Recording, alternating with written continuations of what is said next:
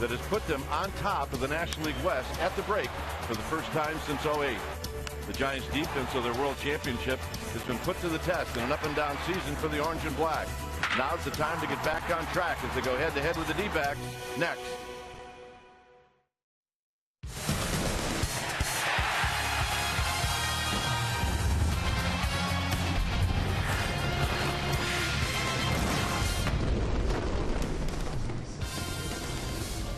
The homestand starts tonight as we come to you from AT&T Park. This is game one of a three-game series, Diamondbacks, Giants. Hi again, everybody. I'm Dwayne Kuiper. Alongside me is Mike Krukow. Well, a nice four-day break, and what do the Giants get when they end the break? They get the first-place Arizona Diamondbacks. That's what you like, Mike. You're 6.5 back of the first-place team, and that's the team you're playing. Well, the Giants found a little magic in the last series in San Diego, winning 3 out of 4, and the way that they did it was quite impressive. They need to carry that same magic into this series, and what better way to start the second half than the team that is on top of your division? Now, that's the Arizona Diamondbacks. Interesting note, the Giants head-to-head with the D-backs, if you have really owned them, they hope it continues this weekend. Well, sometimes we like to think about maybe one guy that looks good after the break. Who's that guy? That's Pablo Sandoval. He did his homework in the 4 days off because he looks like a different guy. And his batting practice today extremely loud. And I really do believe, like a lot of people, that he is the key to this offense the second half. You need to have some bats wake up in the middle of this lineup. And he and Hunter Pence are two big keys. So let's hope it goes. He had a great batting practice today. All right, should be a good one here tonight at AT&T Park. Stay tuned as we'll take you to our Comcast Sportsnet studios for an update, and we'll do that right after these messages.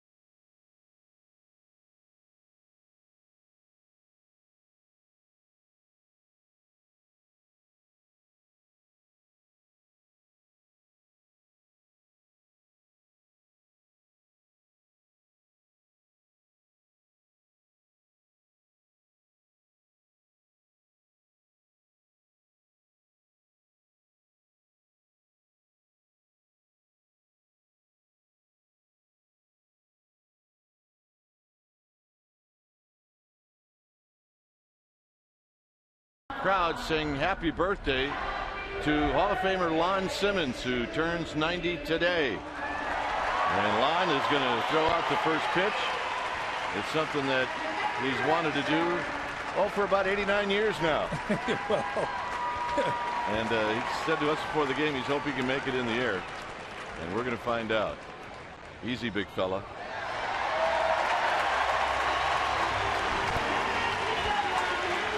You did good.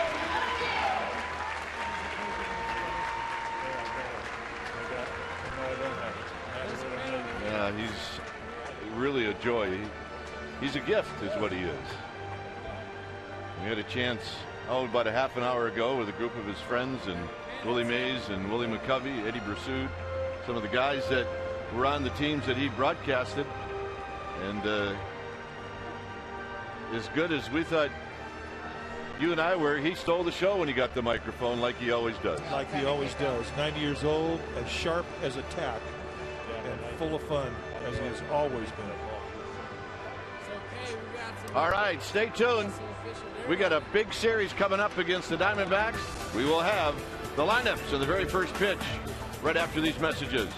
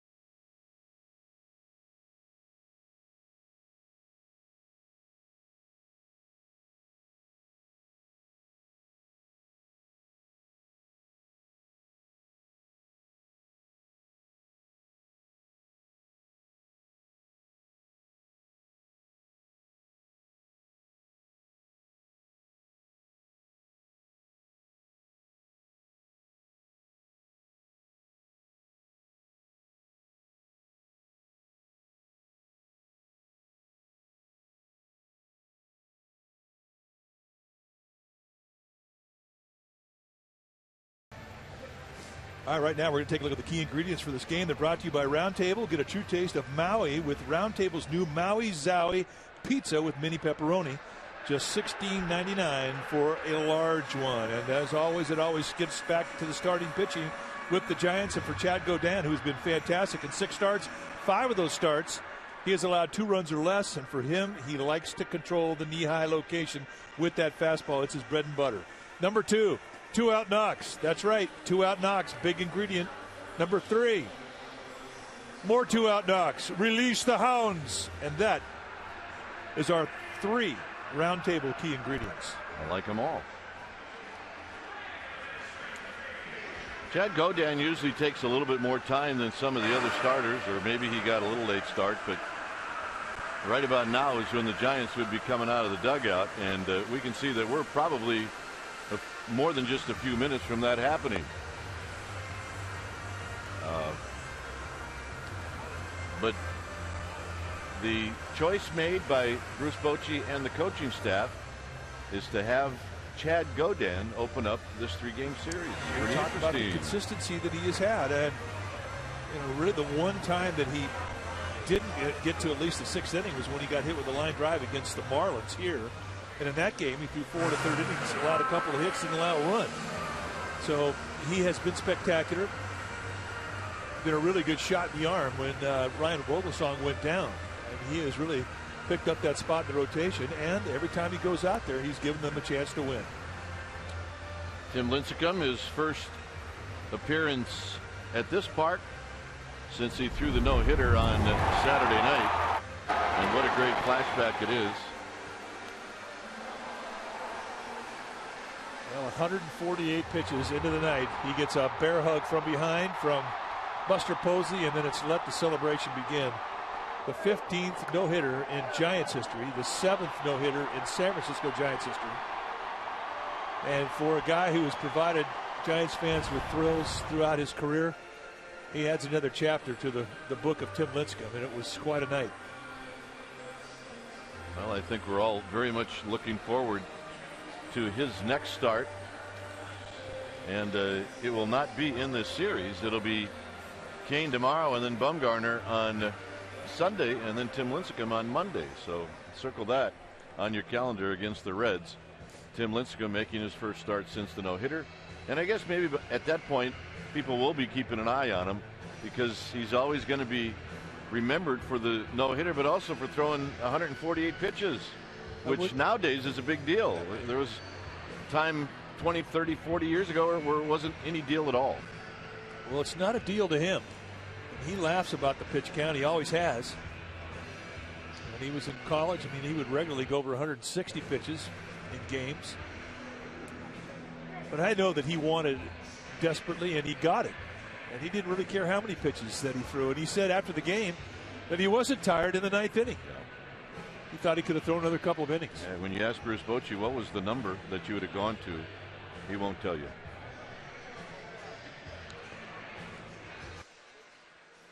All right, let's take a look at the Diamondback starting lineups. And it's brought to you by your Northern California Honda dealers at shophonda.com. This is a team, the Arizona Diamondbacks, that come in with a 2.5 game lead on the Dodgers. The Dodgers won tonight, so now it's a 2-game lead. First time for the Giants to see Adam Eaton, as he spent most of the year on the disabled list, followed by Aaron Hill. Paul Goldschmidt, he has been a National League killer, but more so a Giants killer. And he just seems to come up with big hits against the Giants, followed by Kubel, Prado, and then Miguel Montero will hit 6th. 7th will be Gerardo Parra. Didi Gregorius will hit 8th, and pitching and batting 9th is the right-hander Ian Kennedy. On the hill tonight for the Giants will be Chad Godin, making his 7th start.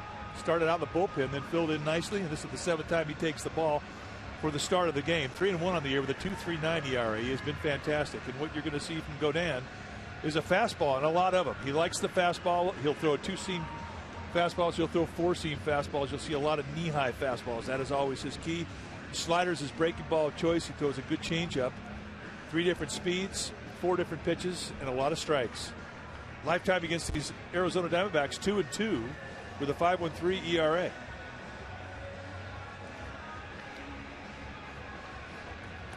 Let's take a look at the defense the Giants will employ behind Godin. And starting in the outfield from left to right will be Tanaka, Blanco, and Pence. Crawford and Sandoval on the left side of the infield. Scutaro and Belt on the right side. And Buster Posey will be in the squad putting down the signs.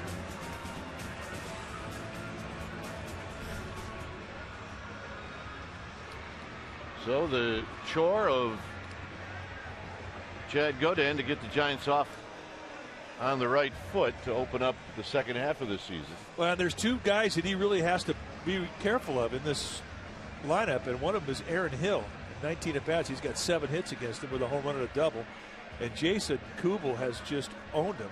9 for 13 with a double and 2 home runs. So a couple guys that have ownage on him, and oftentimes those are the guys that determine your outcome. So how he handles those guys is probably going to determine how the Giants do tonight.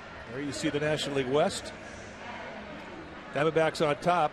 Giants 6.5 games back, 8 games under 500. They have some work to do, but they have the division leaders in their yard. First game of the second half. Let's go get them. So here we are getting ready for Adam Eaton as he stands in, as we're about ready for the first pitch of this ball game. In at third is Sandoval. And we are underway with a pitch down low. So we get started at 7:19.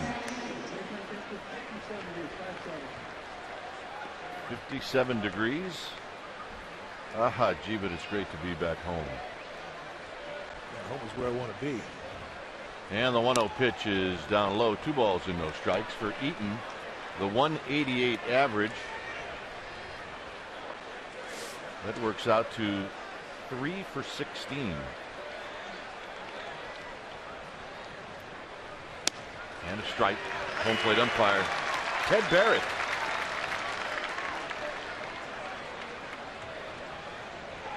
DeMiro, Scott Berry, Alfonso Marquez from first to third. The 2-1 pitch to Adam Eaton is a breaking ball for a strike, and now it's 2-2. And with Ted Berry, you're going to see some knee-high strikes. You'll see some belt-high strikes. I mean, he's the guy that basically calls the rule book strike zone. You get a lot of width on the corners. And they got him.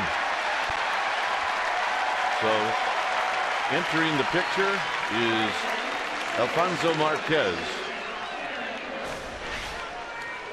All right, did he go? No, it doesn't look like it from there, but this is what Mr. Marquez sees. Oh, yeah, he hits that ball. It's out of the ballpark. Not a problem. Here's Hill. Hill at 282, 4 home runs, 15 driven in.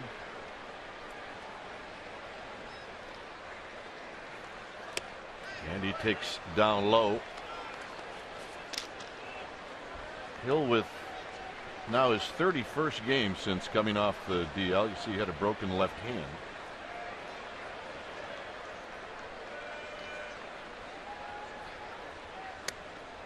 Spins one in there for a strike. Hill is 31 for 110. Diamondbacks just getting the top of their lineup back on the field. Adam Eaton had missed most of the season with a strained elbow. Now, as Kite mentioned, Hill with the broken finger. Now they're finally healthy. Fouled out of play. A 93-mile-an-hour fastball from Chad Godin.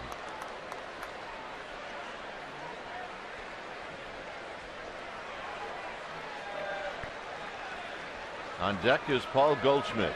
Just underway here at beautiful AT&T Park. And we're certainly glad you joined us on a Friday night. Down low, 2-2. Diamondbacks are 23-25 on the road. They're under 500 against the West. It's unusual that a first place team would be under 500 against teams in their division.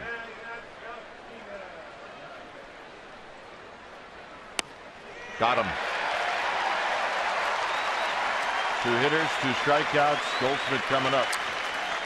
And you'll also see some of those strikes up around the belt, too, which makes Ted Barrett's zone a little different. Most guys, if they give a strike that low, you're not going to get a belt-high strike.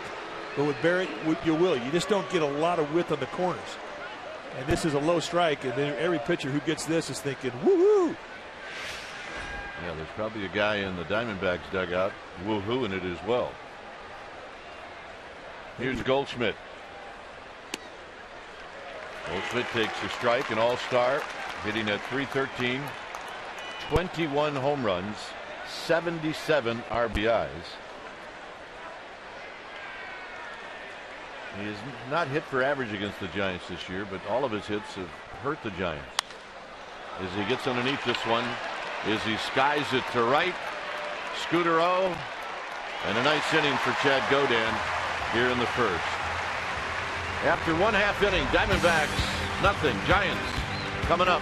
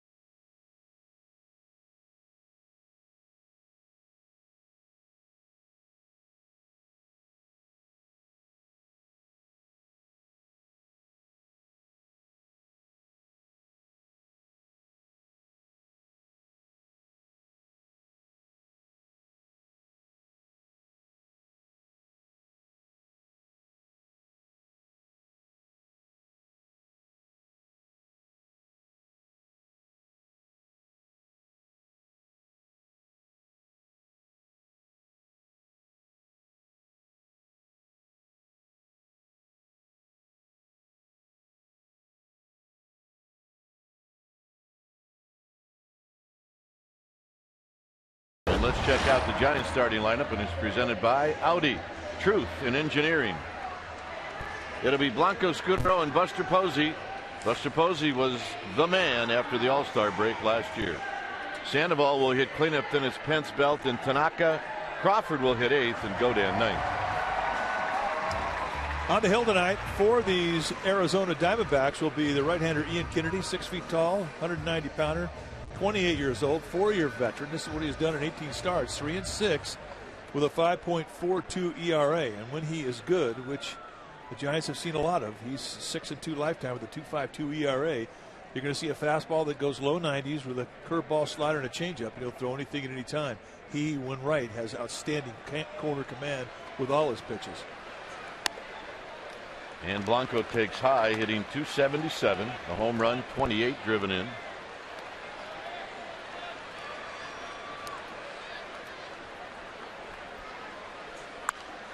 The magic last year for the Giants was Pagan and Scudero ahead of Buster Posey and Sandoval and Pence, and that's what the Giants are hoping for in the second half of the season.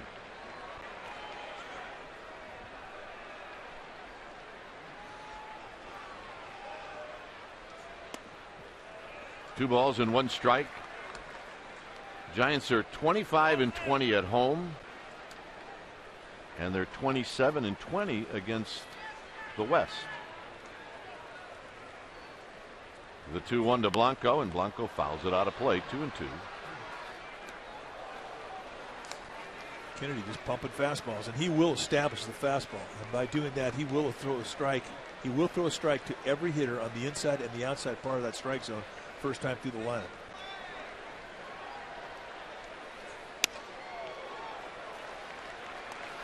So he goes into Blanco with a fastball. It's 3-2.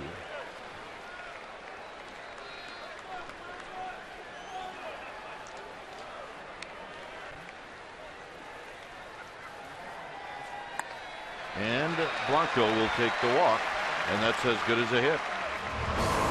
Let's take a look at the defense for the Arizona Diamondbacks.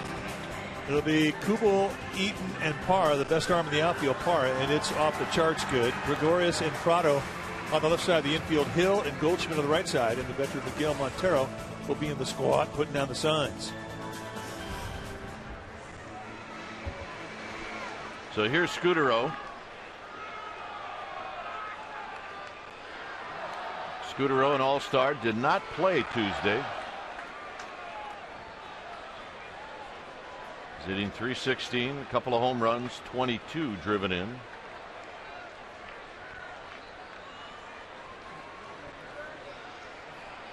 Blanco with his lead, and Scudero taking all the way, takes a strike. Scudero against Kennedy, big numbers, 7 for 16.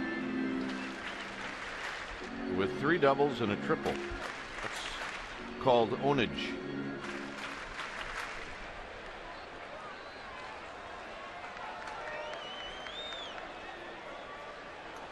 Blanco a good sized lead. And Scudero lines it to left. Moving over is Kubel, and he makes the running catch.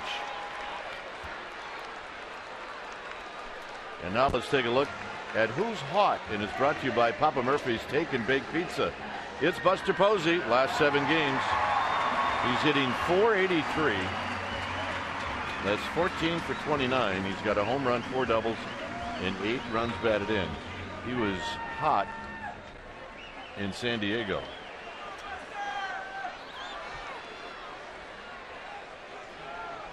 Coming in at .325.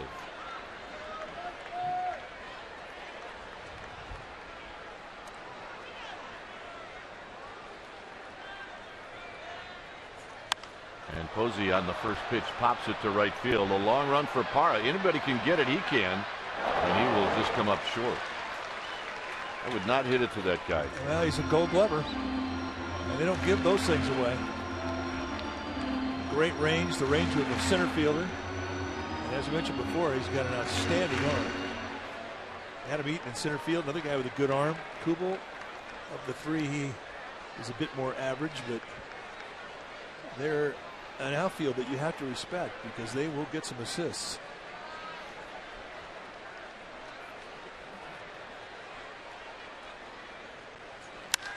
Posey into left center field, hit well. Eaton is not going to get it. It's off the bottom of the wall. They're going to wave in Blanco. Gregorius has got it. The throw home is not in time. Blanco scores. The ball squirts away from Montero, and it's 1-0 Giants.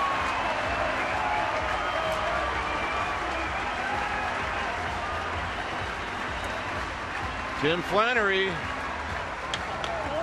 My butt's on the line. Fastball right to the glove, and Posey beats the scout report to the left center field gap. And it was loud. Just about any other ballpark around. It's out of here. It's right off the top of the wall. Comes right back to Eaton. We talked about how good his arm was. Gregorius, another guy who's got an outstanding arm. So it's a bit of a gamble. The throw was there, but Montero could not handle it. So the Giants catch a break, and they're on the board. And here's Pablo Sandoval with Posey at second base. Sandoval rips it straight back. We have watched, 5 years now of batting practice and Pablo Sandoval, and we always come away impressed, but we were really impressed today. There isn't any doubt that he took the 4-day All-Star break very serious. He wasn't on the couch. He was in the gym working out. In tight. Let's watch the relay, because this really is a good one. You can see how they position their feet to the bag. I mean, that's a strike to Montero, and they really should have made that play. That's what Montero is going to shake his head about, but everybody did their part, and it was worked to perfection.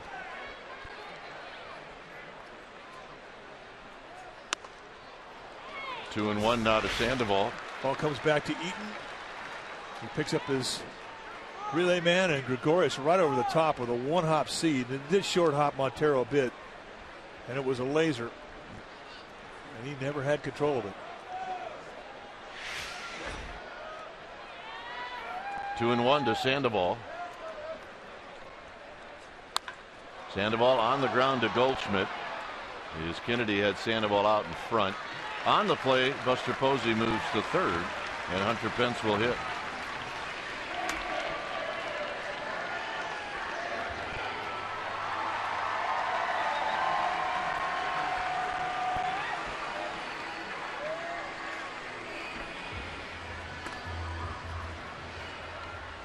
So here's Pence.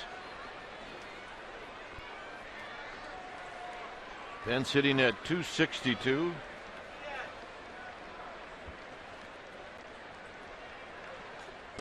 And he takes low. His numbers against Kennedy, 2 for 11 with a double. Gregorius is shading Pence towards the hole, so the middle of the diamond is open. Blocked by Montero. 2 balls and no strikes.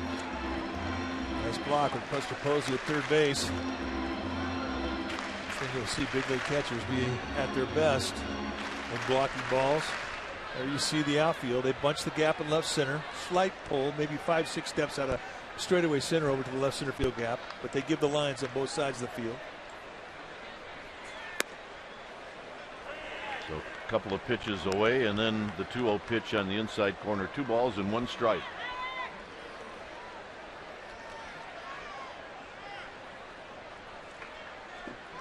Should Pence reach, it would be Belt who's on deck. And that's off Pence's fist and out of play. 2-2.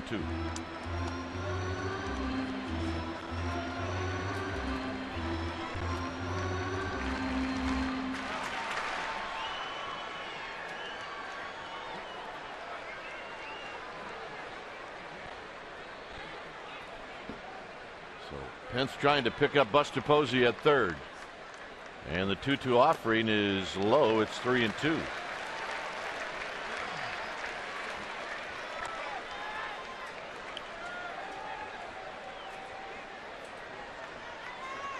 Thing about Kennedy, I mean, he's normally pretty efficient with his pitch count, so the fact that they're getting 20 or more in this inning is significant.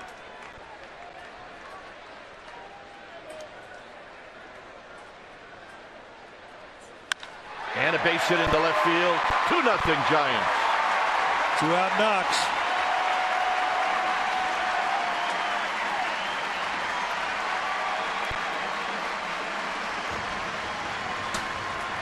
I mean, those are the money at bats. And if you're a middle of the order guy and you come up with a 2-out knock with a runner in score position, that is energy. Shoots right through that dugout, and everybody picks up on it.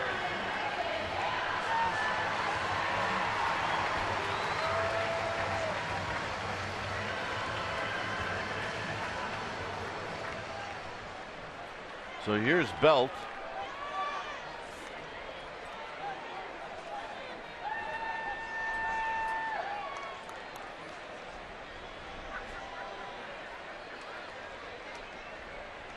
Belt hitting at 260 as he pops this one up.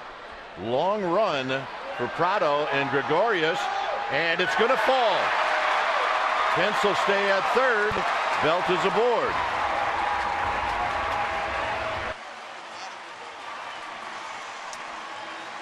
And I don't know why he's only at first base.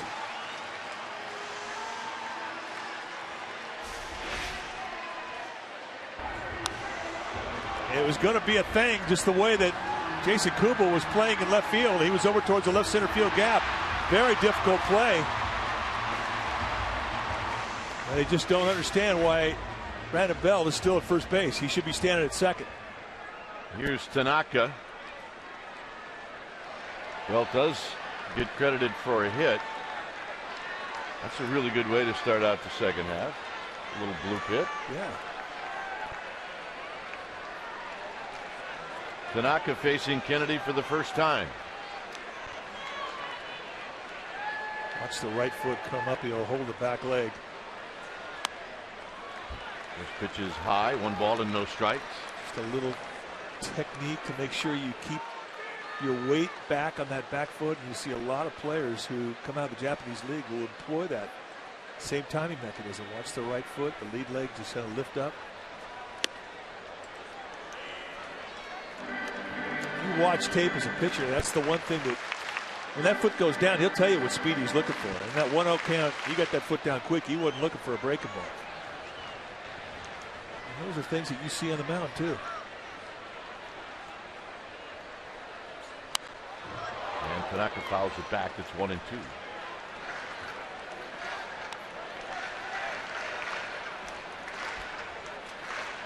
Tanaka in a Giants uniform. Provided some energy. He's 6 for 19 with an RBI. He scored 4 runs.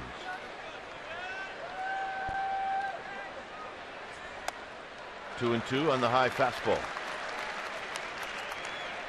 25 pitches for Kennedy. I always say get the good ones early, and that certainly is the case with Kennedy. It's the first time I think I've ever seen him without a beard.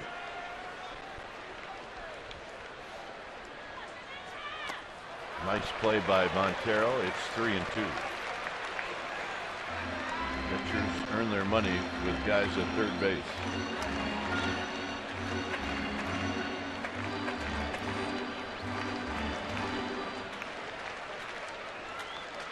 Three and 2 with 2 outs. That means Belt will be on the move.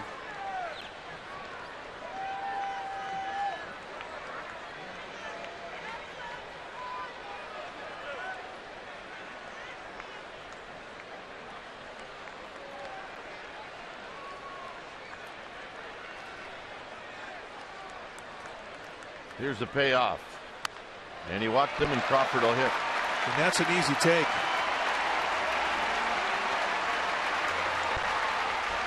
So Charlie Nagy's going to come out. If anything, to give Kennedy a bit of a breather. As Mike said, now 27 pitches. Well, I think that last pitch is the one that is of most concern to Nagy. I mean, Kennedy's a guy who's always around the plate. 3-2, where a guy has no thought of even swinging at it. I mean, that's just a bad pitch.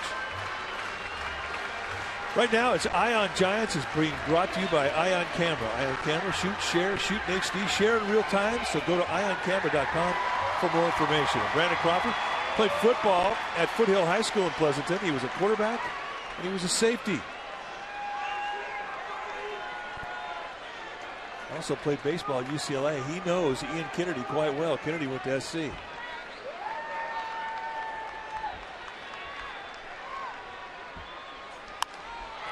Popped him up on the first pitch. And Kubel will put it away to end the inning. Giants get 29 pitches out of Kennedy. Buster Posey a double. Pence a 2-out base hit. All in all, it's 2-0 Giants.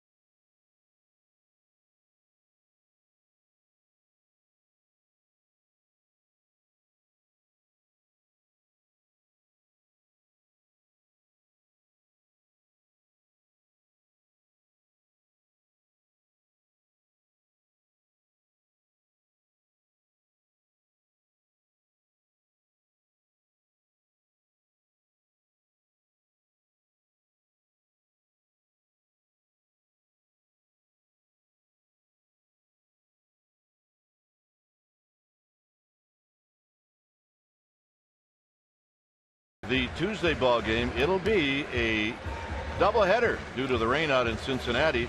It's an old-fashioned doubleheader. First game will start at 4:05. Giants are the road team in game 1, and they'll be the home team obviously in game 2. So come out early and get your tickets. You get 2 for the price of 1. Still great seats available. Visit sfgiants.com. A doubleheader. Double dip. Here's Jason Kubel with the Giants leading 2-0. We talked about Hill's ownage on Godin. So does Kubel. Kubel's 9 for 13 with a double and 2 home runs.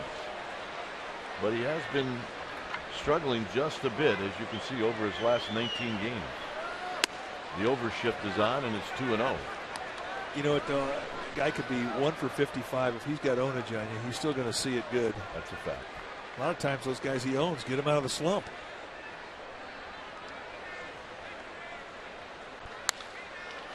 Belt will take it himself. 1 out. Moments ago, the Giants, in appreciation of the no-hitter by Tim Lincecum, showed this on the big board in center field.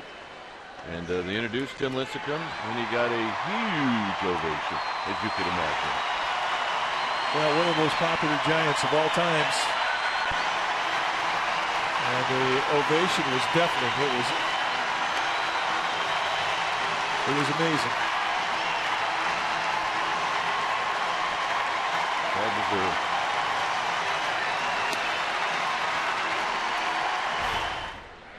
Here's Martin Prado. Prado hitting .253, 8 home runs, 34 RBIs, 3 for 10 against Godin.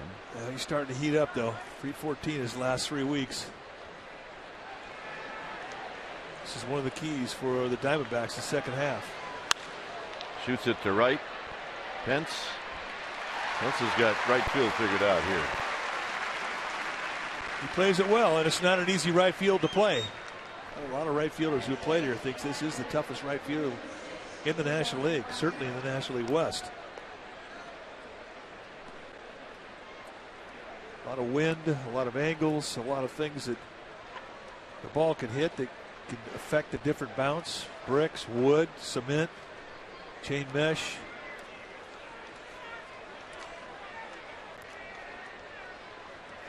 Here's Montero.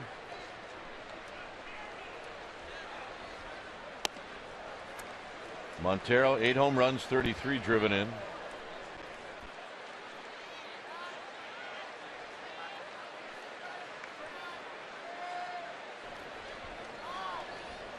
Two for 12 against Godin. And a strike, and it's 1 ball and 1 strike.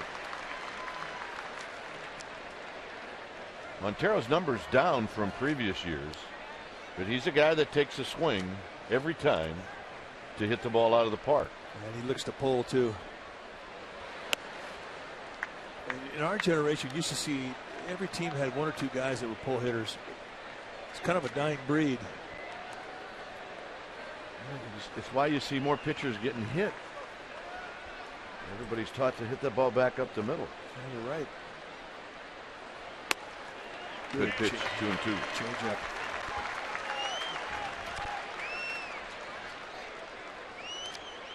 With as many fastballs as Godin throws, a lot of guys that just think of nothing else. They'll think fastball the whole at bat. They know they're going to see him.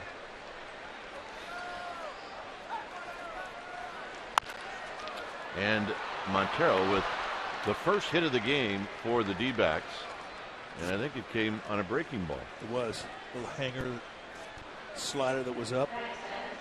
I think Buster Posey wanted this one on his back foot. This just got a little lazy in the strike zone. See the upper cut of Montero, who's really built for the low part of the zone. Top spins this thing right through the right side of the infield. So it's not a bad thing to get into your stretch for the first time in the night when there's 2 outs.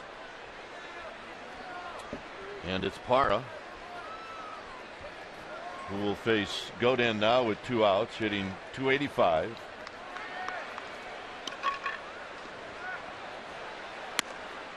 And the fastball is high. Parra 4 for 13 against Godin. Sandoval even with the bag at third. Parra does have very good speed. And Montero's not going to run. There's a called strike. Well, with the left-handed hitting Parra up there, I think they want to keep that side open. And Montero, he's just not a base stealer. He's a catcher. They're getting 2/3 of the way through July. You don't see too many catchers taking off. That's when their legs start to get a little heavy. Belt, foul, and it's 1-2. The Dodgers beat the Nationals tonight in Washington, D.C. 3-2. Ethier hit a home run in the 9th inning. It was either the 9th or 10th. I think it was the 9th. And it was the 9th, and the Dodgers held on, and they beat the Nationals, and that was a start by Steven Strasburg.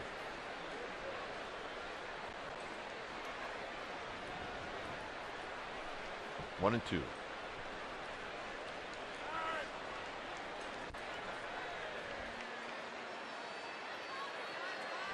Colorado is hosting the Cubs. Cubs are leading in the 8th inning 2-1. Got him, and that'll end the inning. 3rd strikeout for Godin. For the Giants, Godin will lead it off, and then Blanco and Scudero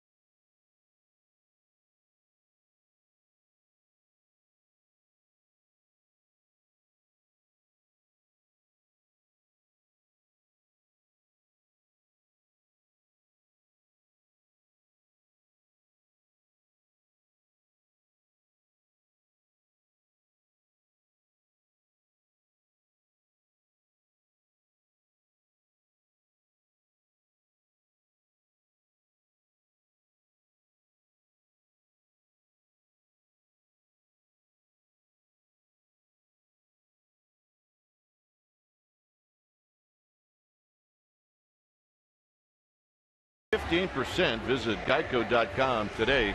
On September 30th, 1971, here's the great Lon Simmons making this call. The ground ball is short. This could be it. Fire has it. He takes his time. He throws. The Giants have won it. The Giants have won it, and it's a madhouse of the mound as you can expect. The Giants have won it, and Vaughn Martell pitches a 5-hitter. They go to the last day of the season to win it. On Lon's 90th birthday, one of his great calls. It happened in 1971 as Godin takes low.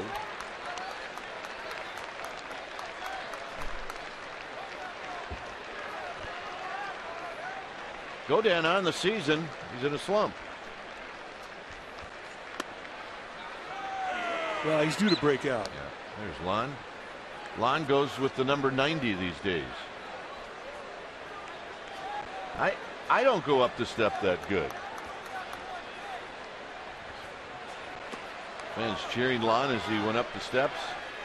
We had a chance to sing happy birthday to him before the game.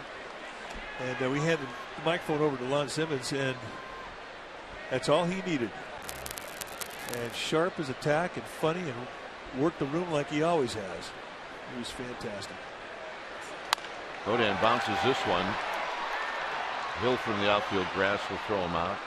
We'd have had a better chance of getting the microphone away from a 500-pound gorilla than Lon Simmons. It was natural. That thing fit right into his hand. He talked so long that the microphone died. Yeah, he said the battery died. I did that. It was like, yeah, you did, Lon.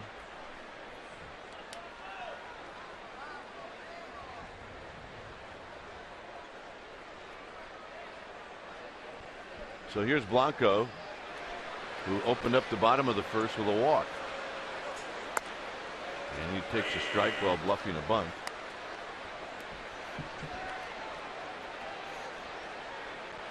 Blanco eventually scored. He scored on the Buster Posey double.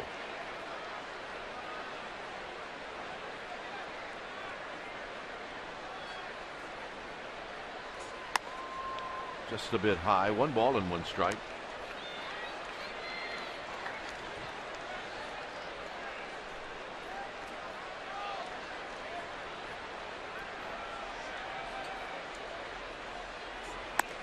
Two and 1. The other thing today that was fun with Lon, and there's a group, maybe about 30 or 40 friends, and Willie Mays and Willie McCovey were there. And while Lon was speaking, we had a perfect view standing next to Lon. There's a strike to Blanco of the audience. And both Willies have laughed at Lon's jokes for, what, 60 years now? And they laughed hard today as well, and they've heard them all before. Blanco hits a high fly ball to right in the park to Parra. 2 outs. This is some of the party we're talking about. Say what he needs to say. McCovey and Mays.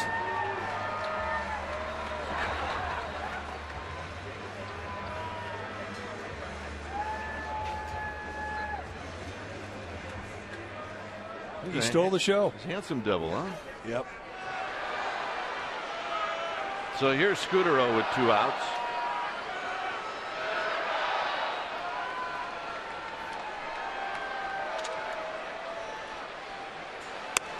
And Scudero looks at a strike. Scudero hit the ball very hard in the first inning, but he lined out to Jason Kubel.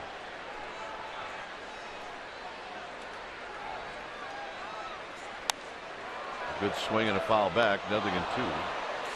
Lon says, well, now that I'm 90 years old, I wish I would have never given up smoking and drinking. But he felt worse now that he stopped doing it. Oh, man.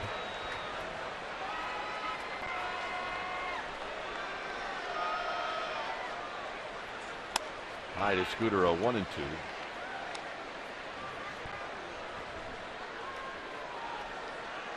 But it's amazing. I mean, his recollection of Niners history and A's history and Giants history, I don't think there's anybody like him. And it's, you know, his recall is total. He'll go back to stories, and One story reminds him of another story, and you can get him going. And he'll tell you an encyclopedia of knowledge. And the one thing about Lon is he likes to pay for lunch, too. He does. He's the quickest guy to a wallet that we've ever known. 3-2 to Scudero. And Scudero takes the walk, meaning Buster Posey's going to hit, and that's 44 pitches now. Well, it's significant. That was an 0-2 count to a walk, and that really rattles a pitcher, especially a control guy like Kennedy.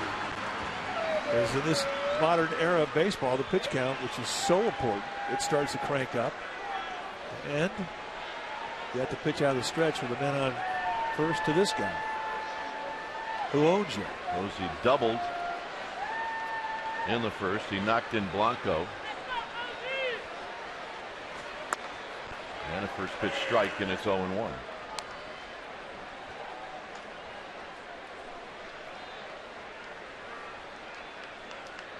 Sandoval on deck.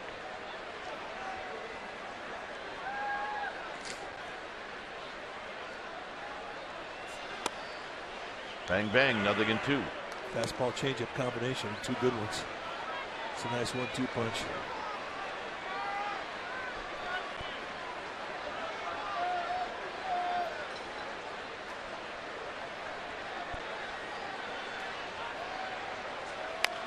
Posey cued off the end of the bat, and that'll end the inning. So a walk, one left. We'll head to the third, and there's Lon Simmons' birthday banner. Happy 90th birthday, Lon. You're the man.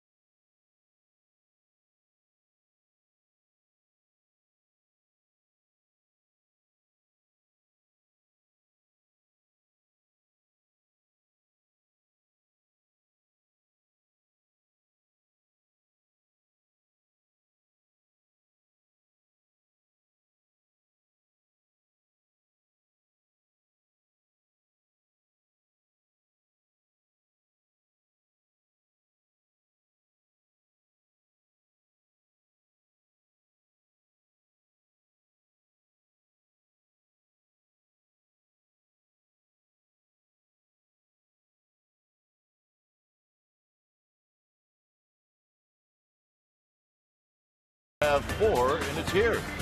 And with up to 31 miles per gallon, it's ready for adventure. It's a 2-0 lead for the Giants. Maybe one of the best shots I've ever seen. Baker Beach. A couple of true hearts rooting for New Zealand in America's Cup. Yeah. Seen a lot of Kiwis around town who are sailors, captains, part of that team, and of course their fan base has come over to watch America's Cup races. Here's Gregorius. D-backs have had one base runner. That was the base hit by Miguel Montero.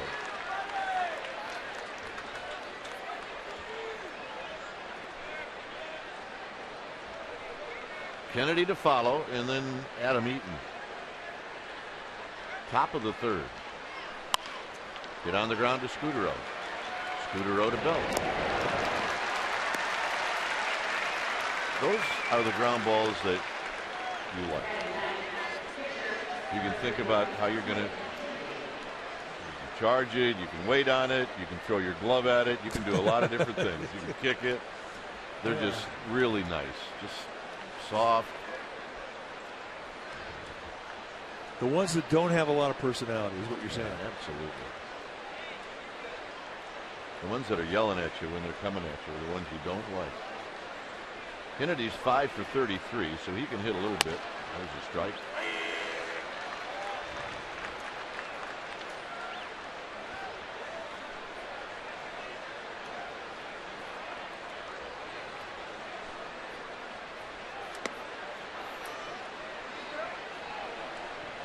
Buster Posey can catch a scud better than any catcher in the National League. Well, I think in order to be able to catch a scud, now a scud is a ball that hits about 4 feet out in front of home plate. Named a scud by Jeremy Affeldt because he throws a lot of scuds. Well, maybe that's why. Well, I think in order to be a good catcher for scuds, you have to have a staff that'll throw you. And there for a while, Tim Lincecum led the league in scuds, and right behind him was Affeldt. So if you catch those guys enough, you're gonna be a good scud catcher. Dodan missed. It's 3-1. If you've noticed, the last 4 or 5 starts, Lincecum's not throwing that many scuds. He is zeroing in on that release point, as evidenced by last Saturday's no-hitter.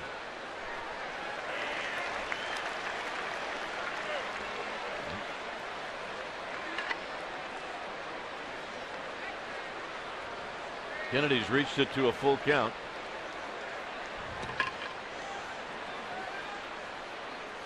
And the payoff is fouled out of play, so we'll do it again. 6-pitch at bat to an opposing pitcher. Kennedy has definitely done his job in this AB.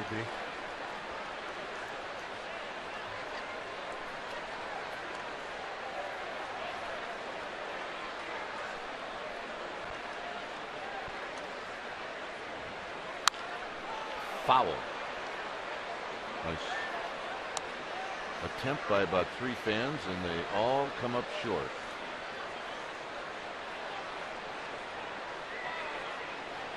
Glenn Weatherspoon, our ball dude down there, gathering it up. Got him. 3-2 breaking ball. That's not fair. Well, he earned it with the 7-pitch at bat.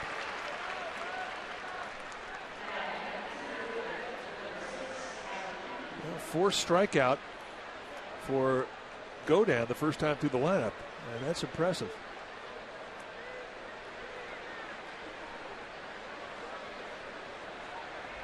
So here's Eaton, who struck out in the first inning.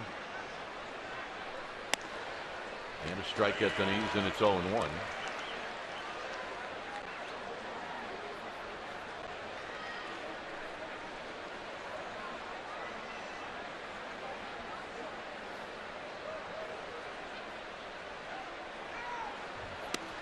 Sandoval way in at third.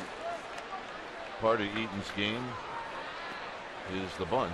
His AAA manager, one of the best ever, and that was Brett Butler. Strained elbow. You see the sleeve he wears on his left elbow. Injury he sustained in spring training. And not a big guy. He's only like 5'9", but can do a lot of things for you. Can really get on base. That's his specialty.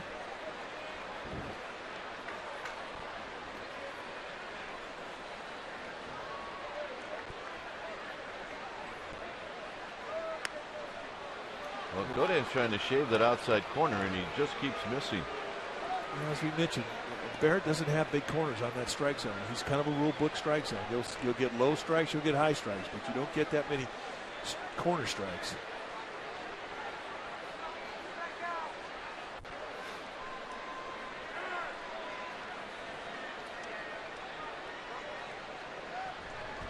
Three and 1 to Adam Eaton.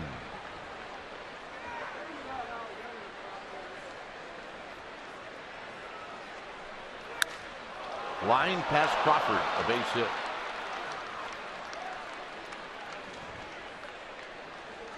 Well, MLB.TV celebrates 11 years, and you can catch all the second half action in HD quality. When you're away from the Bay Area and you can't watch the Giants live, you can take your team with you with MLB.TV on more than 350 mobile and connected devices.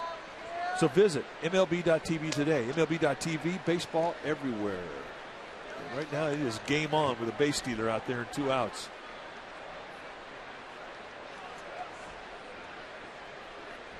Hill struck out looking. He will jerk this one behind Matt Williams. No balls and 1 strike.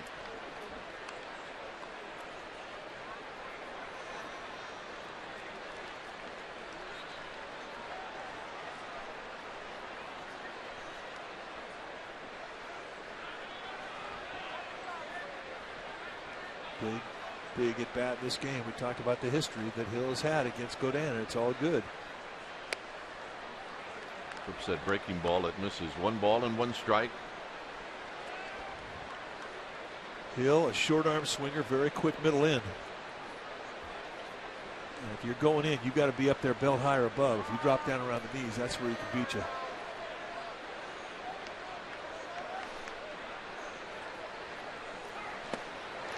One and 2. So you got him to fish. Good hard slider, late breaking. Yeah, once you want to do it again.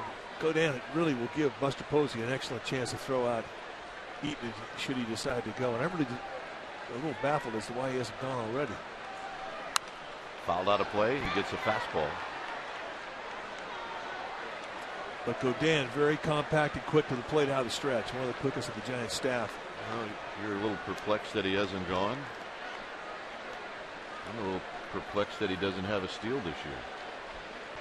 Well, he hurt his elbow, not his legs. 1 and 2. And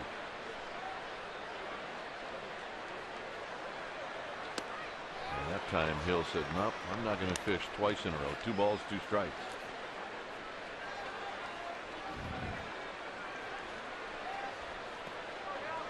This is game 1 of a 10-game homestand.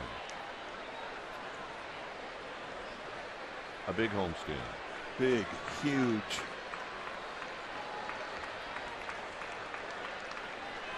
Got him. Under his hands, strikes out Hill for the 2nd time. Sandoval, Pence, and Belt coming up.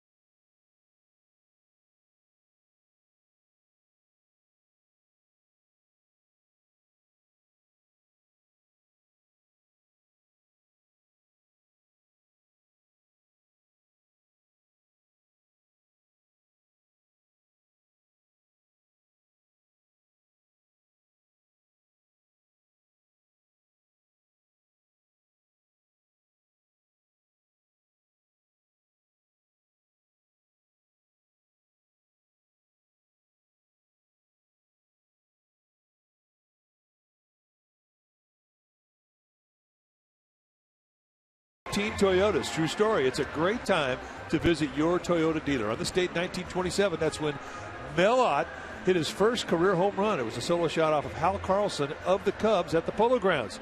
And Melott finished with 511 career home runs. Here's Sandoval. Sandoval bounced out to Goldschmidt in the first inning, the inning where the Giants scored their 2 runs. Sandoval, they've been trying to crowd him inside. Soft away, hard stuff in. You can see the different protective pieces that Sandoval has on his right leg. He's got one on his shin. He's got one on top of his foot. Nope, 3-0. Soft stuff away, hard stuff in. There's the armor that he puts on. See him in shorts, and you can't believe the dings he's got on his right leg. And a 3-0 strike. The Diamondbacks on the infield. It's not an overshift, but Prado is way off the line at third.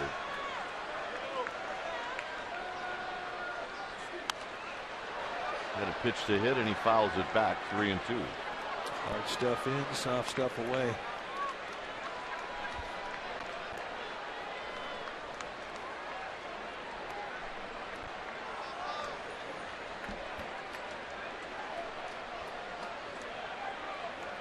Here's the payoff to Sandoval, and Sandoval shoots it down the left field line, a souvenir.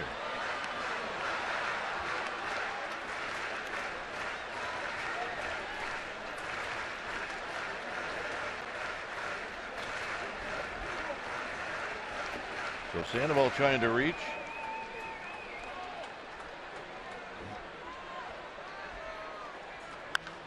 And he's going to lift this one to left for Kubel.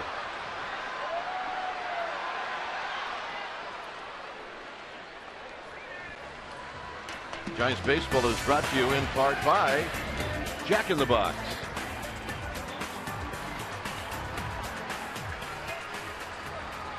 So a nice comeback for Kennedy after falling behind 3-0 to the Panda. And here's Pence. Pence with a 2-out base hit, and it knocked in a run in the first.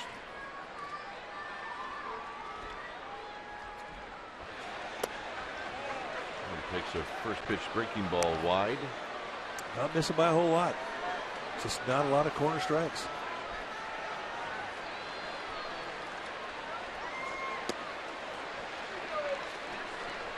Well, he certainly hasn't been afraid to pitch from behind. Well, and for a guy like Kennedy, I mean, it isn't a hard thing for him to pitch behind the count. This is hit past the diving Gregorius for a base hit. I'll bet when Kennedy saw that ball off the bat, he thought it was right at Gregorius. That's exactly what he thought. A lot of times pitchers aren't aware of last-minute corrections to the infield that the bench will make. And off the crack of the bat, I mean, you're figuring that's right to straightaway shortstop, which it was. The problem is Gregorius was about 3 steps to the right of straightaway shortstop. And it's something you taught me a long time ago. As an ex-infielder, the big guys hit hard ground balls. You don't get much time to react. Here's Belt. That certainly was the case with Gregorius. Belt singled in the first. He blooped one down the left field line that Kubel and Prado and Gregorius, all 3 of them, couldn't catch up to.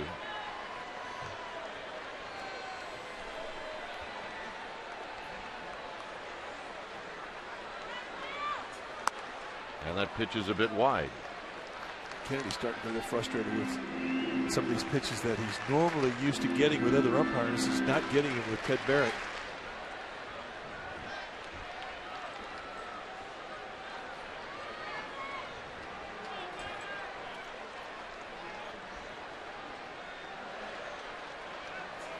Belt fouls it back.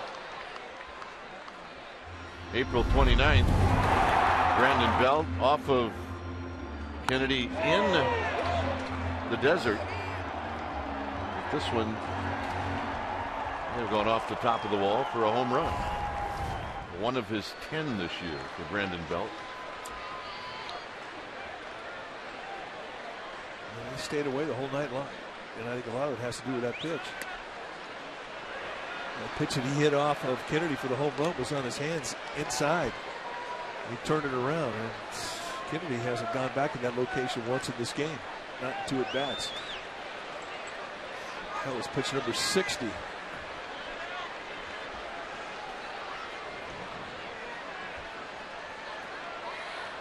And 60 pitches is where you want to be at the end of the 4th, not 1 out here in the 3rd.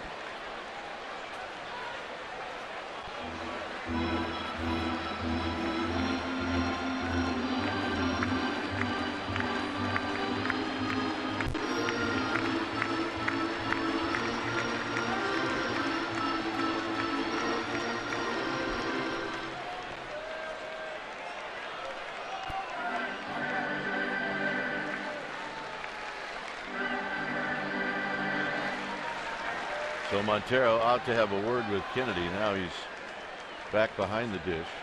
It's 1-2 with good speed at first and Hunter Pence. Hunter Pence has not been thrown out this year trying to steal. He's 14 for 14. 2-2. If you're going to steal off of Kennedy and Montero, you got to get a great jump because they're not going to help you out.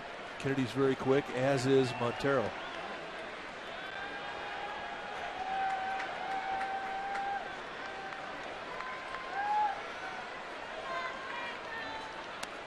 Belt kind of got in between on whether to swing or not. Is gone. And for Kennedy, that's strikeout number 1. Payoff pitch was a changeup. Way out front.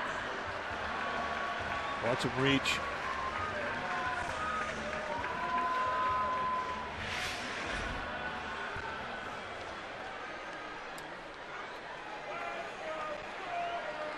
So Tanaka is going to hit.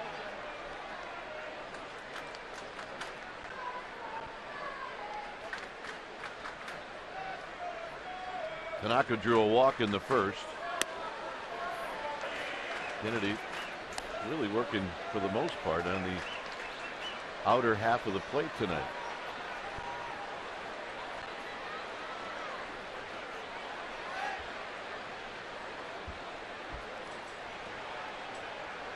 Snap, toss, Pence back.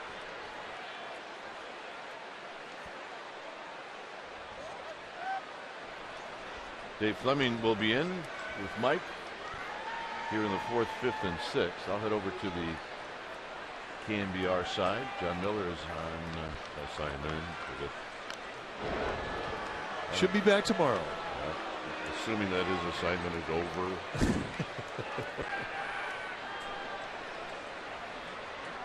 You getting these texts from John over the 4 days off, like this is where I am and this is what I'm doing? Yeah. Foul back. He was giving us the coordinates of where he was. He and his wife Janine over in Hawaii for the break. On assignment there.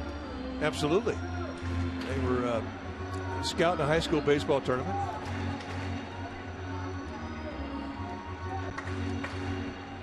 Oh, 0-2 to Tanaka.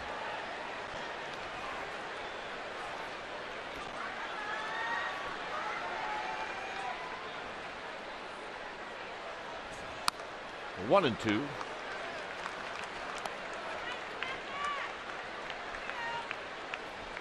Tanaka drew a walk. It allowed Crawford to hit with the bases loaded in the first. Crawford popped out to Jason Kubel on the first pitch to end the inning.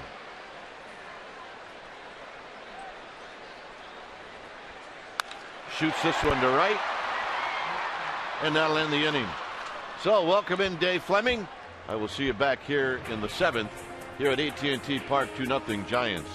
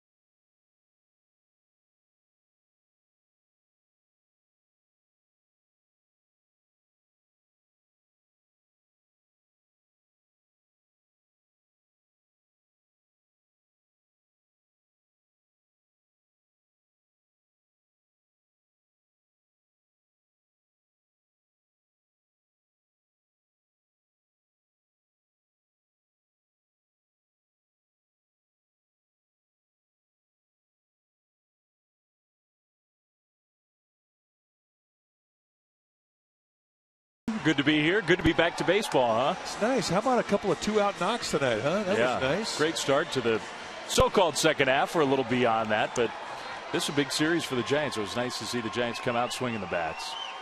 And this guy, I mean, he just continues to pitch well. Well, he's been impressive. This is his 7th start, 5 of the first 6. He has allowed 2 or less in each of those starts. And he's been very consistent tonight with a very tight strike zone.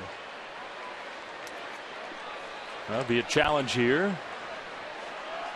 It's Paul Goldschmidt leading off for the D-backs, and a first pitch swing and a very high, towering fly ball. Tanaka, long way to go. What a catch. And a little smile, too. Tell you what, from where he was prior to the pitch, they had him guarding left center. They were giving up the line. And this thing goes right to the line. Look how far he's got to come over. And how does he decide to get to it? He slides, reaches right back over his head. And this is a second baseman playing left field. This is a spectacular play. And as we've gotten to know him, he's a bit of a character. He enjoys stuff like that. And he will drop a smile on you, and it's always genuine. A little more of a grimace from Paul Goldschmidt after watching Tanaka do that. I'm sure he thought the extra bags. Tanaka has been a really good, solid shot in the arm for this Giants team. I mean, it is worth pointing out, he's hardly played the outfield at all. I mean, he's an all-star in Japan at second base. The fastball, he just blew it right by Jason Kubel for strike 2.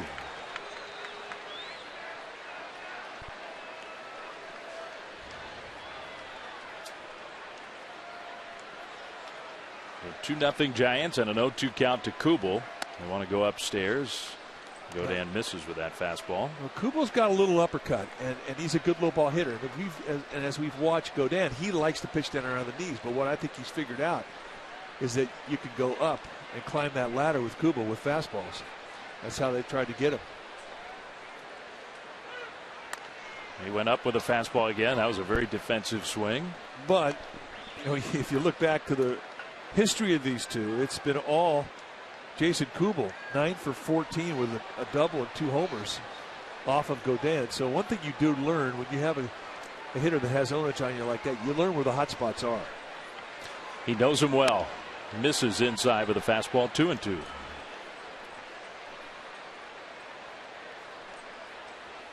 So are you ready for the second half? I'm ready. I am. And I think the Giants, one thing about the All-Star break and the weekend before, good fastball, strike 3 call. 6th strikeout for Godin. 3 have been swing and miss strike 3s. 3 have been called strike 3s. We'll see if the Giants have enough in them, can play well enough to overcome a deficit, play better here down the home stretch. But one thing the Giants absolutely know, they're a better team than they showed in those first 90-plus games. They are, and they know it. Well, they have to catch the ball better. Their defense did not play well the first half of the season. They need to hit. And the most important thing of all is they need to get consistency with their rotation. Because their starting pitcher is going to take them as far as they're going to go. Yeah, I mean, you're right. Every aspect of the team was inconsistent in that first half. And there were stretches where the offense was brilliant. There were stretches where the starting pitching was very, very good.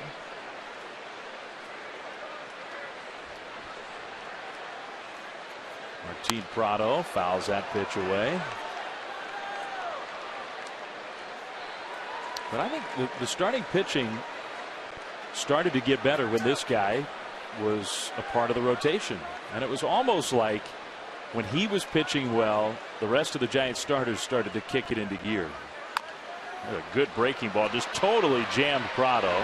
Posey takes it and makes a nice play. Another strong inning for Chad Godin. Giants on to the bottom of the 4th, leading 2-0.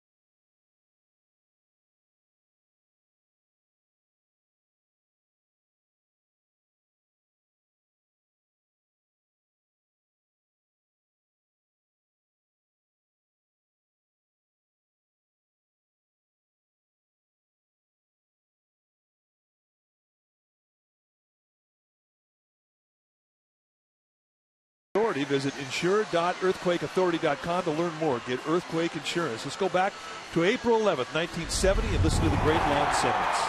Right field deep. That's well back. Bonds into the fence. Mays. And Mays makes a one-handed catch over the top of Bonds.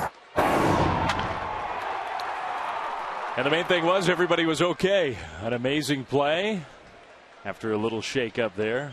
It's been great not only to see, I know you guys were talking about it, you showed Lon down in the stands, to see him here, to hear that voice again tonight. Happy birthday, Lon Simmons.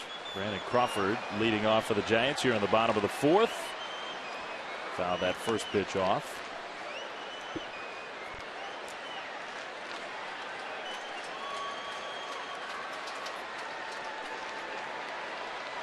Crawford popped out his first time up.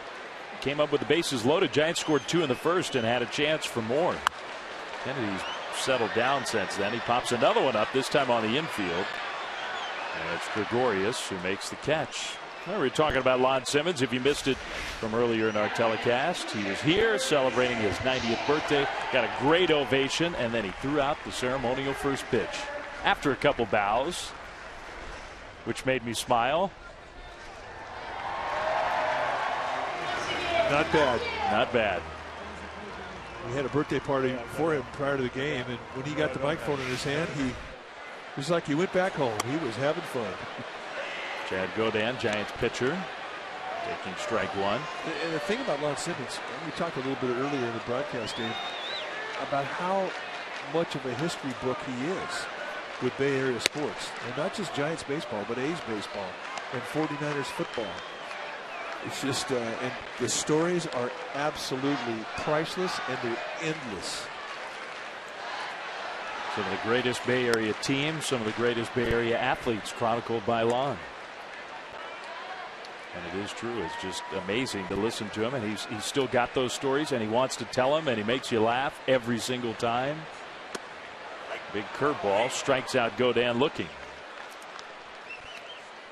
So 2 outs, bases empty. Well, for years, StubHub has been the place to find great Giants tickets. You can find seats for upcoming Giants home series against, say, the Red Sox, the Dodgers, and you can even get more this season with your tickets thanks to StubHub Fan Rewards. So get to StubHub and grab your seats today. 2 outs, bases empty for Gregor Blanco. When I saw Lon, we had a little birthday party for him. Man, he wanted to talk about Tim Lincecum and the no-hitter. He was so happy for Lincecum. Well, he made mention of that in his comments after we sang happy birthday to him. And he just loves him. He absolutely thinks he's a gift to the Giants and the Northern California fans. And he said he's one of those guys you just pull for. Every time he goes out there, you just root so hard for him. And then, of course, 148 pitches into a no-hitter. He thought it was one of the really special throwback type of nights. Yeah, reminded him of when he used to watch Marichal and Gaylord Perry and many, many others routinely throw that many pitches and more. He told me a story about how when he was 16 years old, he thought in the span of 3 days he threw 400 pitches. When scouts were following him, he was trying to impress and show off his stuff, and he threw batting practice. He got invited to throw batting practice for the Los Angeles Angels. So he went down there and threw full batting practice, then pitched in a game, then pitched in another game. He said by the second inning, after about 350 pitches, the scouts got up and walked away. We're good. Blanco almost pulled the trigger there on that curveball. I had a scout once tell me, your arm is like a branch. Every time you throw a pitch, you take a knife and you whittle off a chunk. If you whittle off enough, pretty soon there's nothing left. You got to be careful with how many throws you make. Good advice. 2-2, a big chopper. Kennedy off the mound is going to let it roll foul. Well, he made that decision after it took a funny roll. He thought maybe he might not be able to get Blanco if he picked it up, so he just let it roll foul. Well, and when you come over that direction as a right-hander, it's a little bit of an off-balance throw. And with a guy like Blanco who's going down that line quickly, you're not going to get a second chance.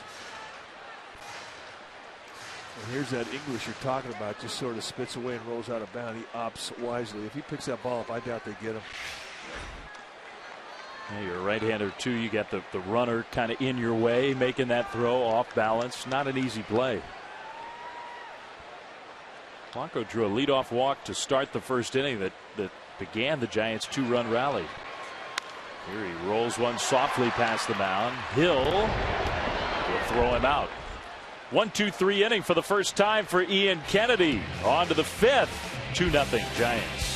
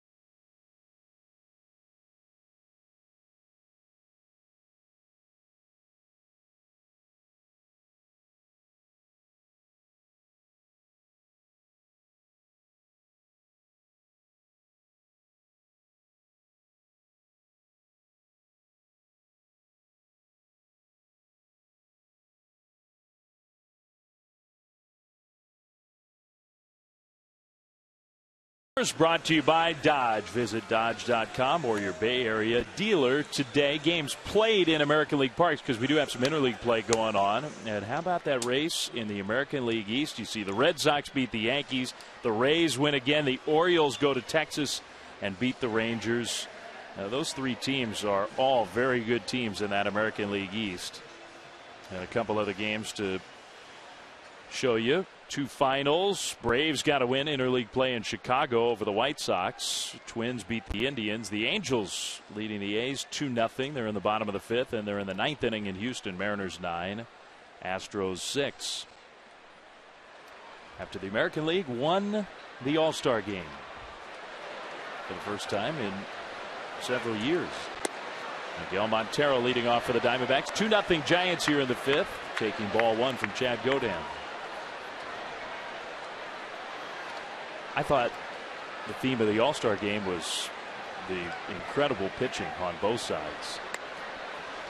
The number of especially young but just electric arms was astounding. Well, Bruce Bochy was talking about that in our batting cage today. He says, man, they were all on. And usually, you count on one guy just being a little overamped and being a little wild, making some location mistakes. Not the case. Yeah. They just came firing. But John Hirschbeck's strike zone definitely was pitcher friendly in the All-Star game. I think he did a good job, but he definitely was calling corner pitches. A little flip shot, and Crawford's not going to get to it. So Miguel Montero, he's got 2 of the 3 Diamondbacks hits, even though he's not hit the ball real hard. We'll get up to the minute you're up with Today in the Bay. See breaking news, your weather forecast, and real-time traffic. Watch Today in the Bay weekdays starting at 4:30 a.m. right here on NBC Bay Area. Big crowd in the fog. Cool night in San Francisco on this Friday night. Beginning a 3-game series, Giants D-backs. Giants got 2 right away in the first inning against Ian Kennedy, and Chad Godin's been more than solid. He's pitched very well. But for the first time in the game, a leadoff man has reached. Parra, first pitch swinging, hit that one a pretty long way. And Pence is having to track it through the wind. He makes a catch. Parra dejectedly heading back to the Diamondbacks dugout. He hits that back in Arizona. He's round the bags. Not even close. It got wet here going through the fog. It would have been in the pool in Phoenix. I mean, that had backspin, it had carry, it had everything you see on a round tripper in Arizona. Here, it's a big game with him. Parra not happy about that. Sorry. Don't mean to laugh. He's 0 for 2. We've seen that look before, haven't we? We have. Here's Didi Gregorius, the young shortstop, taking that high fastball for ball 1. Reminds you a lot of Orlando Hudson. Lanky, long-armed. Yeah. Good low ball hitter. Hudson was a switch hitter. Gregorius bats just from the left side. And he is really an impressive defensive player. He hits that one to center field. Blanco has time to move over. Out number 2. Well, the Giants seem to have figured out Didi Gregorius. Well, early in the year, I mean, when they first saw him in Arizona, he was hitting about 360 and hitting everything hard. And now, ever since they've started locating their pitches more so on the inside corner and raising him a little bit, staying away from his hot spots, he hasn't made that adjustment back.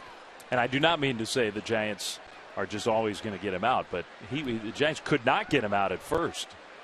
And they have learned a little bit about how to approach him from the mound. Here is Kennedy, the pitcher, taking ball 1.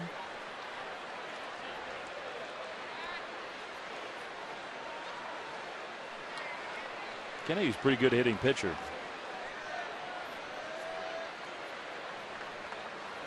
Swings away and hits one right to Scudero. He'll take his time, throws out Kennedy. The Diamondbacks are retired. Middle of the order coming up for the Giants, including Posey, who lead 2-0.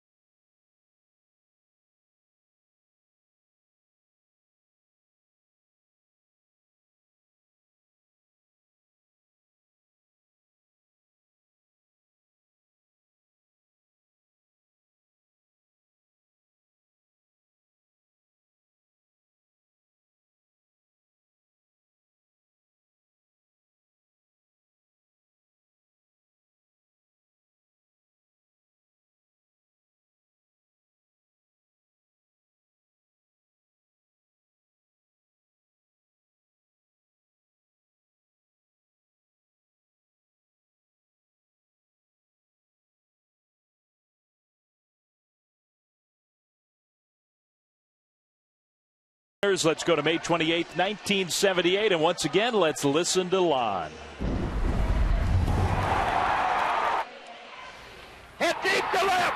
Way back, way back, way back, way back. A grand slam. Mike Ivy's grand slam. Well, that was a pretty big moment. Yeah, I hope he's okay. He survived that. He can survive anything. That ball right over Dusty Baker's head in left field. But you notice that was back in the day when Candlestick was an AstroTurf field. And they didn't have a pad underneath it. They just put that turf right over the dirt. And you talk about rough to play on. Oh, my Lord. When O.J. Simpson came out to the Niners, that's the first thing he said. Get rid of the turf. And the Giants thanked him for it. Yeah. Here's Scudero leading off. 2-0 Giants. A little bouncer on the first pitch right to Prado. So Scudero is gone quietly. The bases will be empty for Buster Posey. And Kennedy has settled down here tonight. The Giants not only hit him in that first inning, he was nearly in big time trouble. The bases were loaded, 2 runs already in. He got through Crawford, and since then the Giants only have 1 hit and a couple of base runners against him. Kennedy opened up with a fastball away his last at bat. Same kind of pitch there, right down at the knees. And the last one was a 4-seam fastball. This was a 2-seam fastball. And just a little subtle difference in the movement. He's definitely not looking middle away. Missed with that one, though. Good hitters, if they're looking fastball, they'll look in or out. And they'll move it around. They won't sit one way. Kennedy bounces that pitch. You get a reputation as a hitter that looks one side of the plate fastball. It's pretty easy to pitch to him because you just go to the opposite side. And there are some guys that are stubborn. They don't make adjustments. But they're really good hitters, the smart hitters like Posey. They'll look for a pitch or a location, but he'll move it around. He pulls that one foul. Little change up.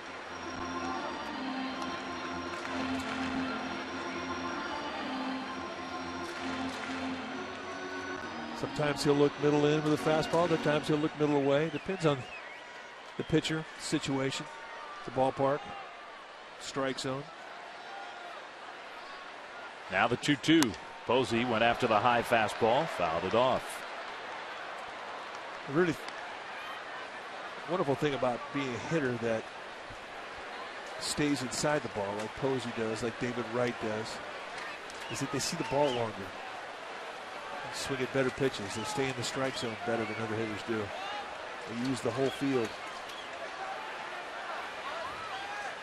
He takes that one outside. Slider misses. You got Sandoval waiting to hit next.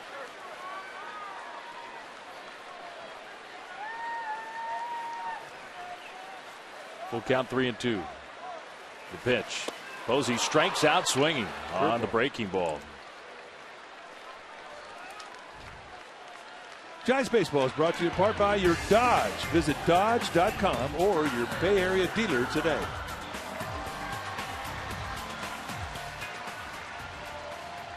Kennedy strikes out Posey, 2 down, bases empty for Pablo Sandoval.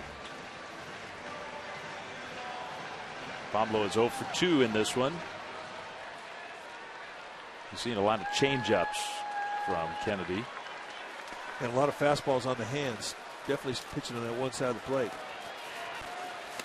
It's going soft stuff away, hard stuff in. And those changeup that you saw all went to the outside part of the plate.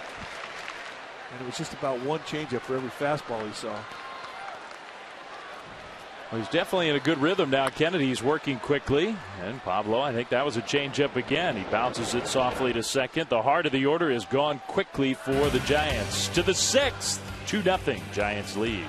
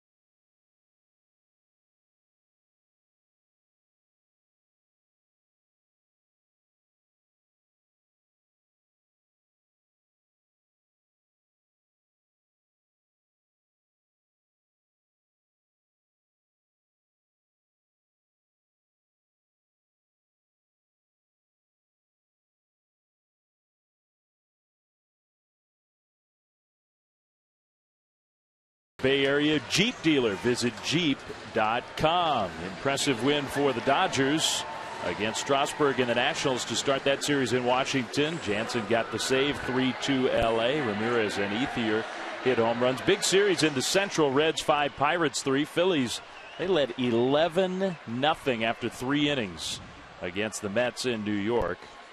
Brewers shut out the Marlins. Cardinals got a win over the Padres. And the Cubs, that game is now over. 3-1 Cubs beat Colorado at Coors. Big part of the game right here. It's the top of the order up for the 3rd time against Chad Godin in the 6th with the Giants leading 2-0. Anytime you have a close ball game, you get this deep in the game, and you have your leadoff hitter leading off. A little pop up off the bat of Adam Eaton. Crawford will get there for out number 1. Yeah, that's a big out. That is a big out. And you know that going into the inning as a pitcher.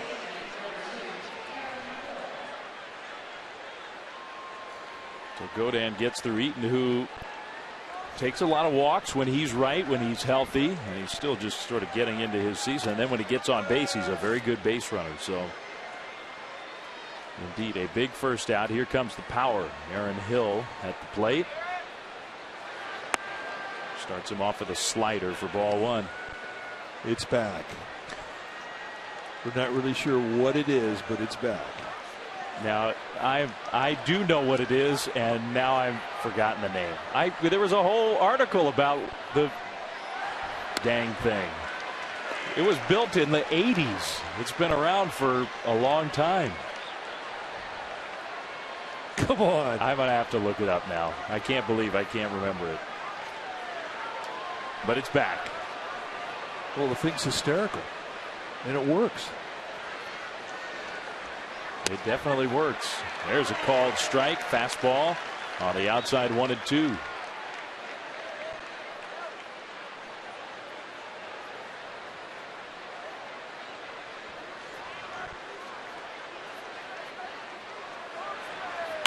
There's a ball chopped to the left side. Tough play. Sandoval charging, throwing, got him. It's nice to have a guy 6'5" with long arms over there at first base, because one thing that Brandon Belt will do is he can work a stretch, and he can take away an extra couple of inches, and oftentimes a play will come down to a couple of inches like this one. Sandoval knew he had to hurry. Quick snap throw over to first base, and he can still put something on it, and Godin digging it. So 2 outs. And the bases are empty, which is a nice way to face the all-star Paul Goldschmidt with the Giants ahead 2-0.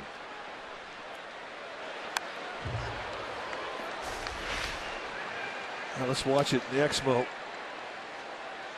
Sandoval throwing off the right foot, and he can still put some mustard on it. And there's the stretch we're talking about from Belt. Yeah. Great look at it. They got him. And Pablo played some excellent defense in San Diego. Had a no-hitter saving play with Lincecum on the mound. Here's strike 2. It looked like there was a little bit of a slip or a stumble off of the plant foot from Godin. With that left foot, he went completely around. Well, he's still got the strike. He's ahead of Goldschmidt, who's 0 for 2. The count is 0-2. Here it comes.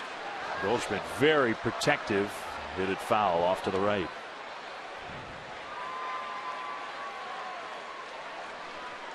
Yeah, it was our friend Chuck Nevius. I just did a little quick search in the Chronicle, who wrote a story about the boat out there in McCovey Cove in San Francisco Bay.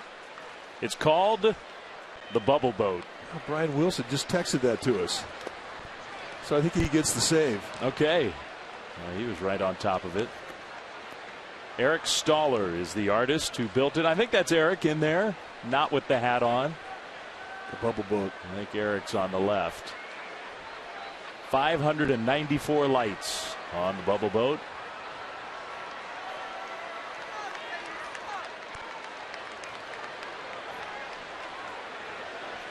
One-two pitch. Outside. Fastball misses. So credit to C.W. Nevius and Brian Wilson. C.W. Nevius used to be one of our beat writers. Yes. That was back when the writers used to travel with the team. Good guy. Chuck Nebius. Now he's busy keeping everybody honest in my hometown of San Francisco. Swing and a miss, strike 3. Goldschmidt goes down. More good pitching from Godin. The bubble boat lights it. 2-0 Giants.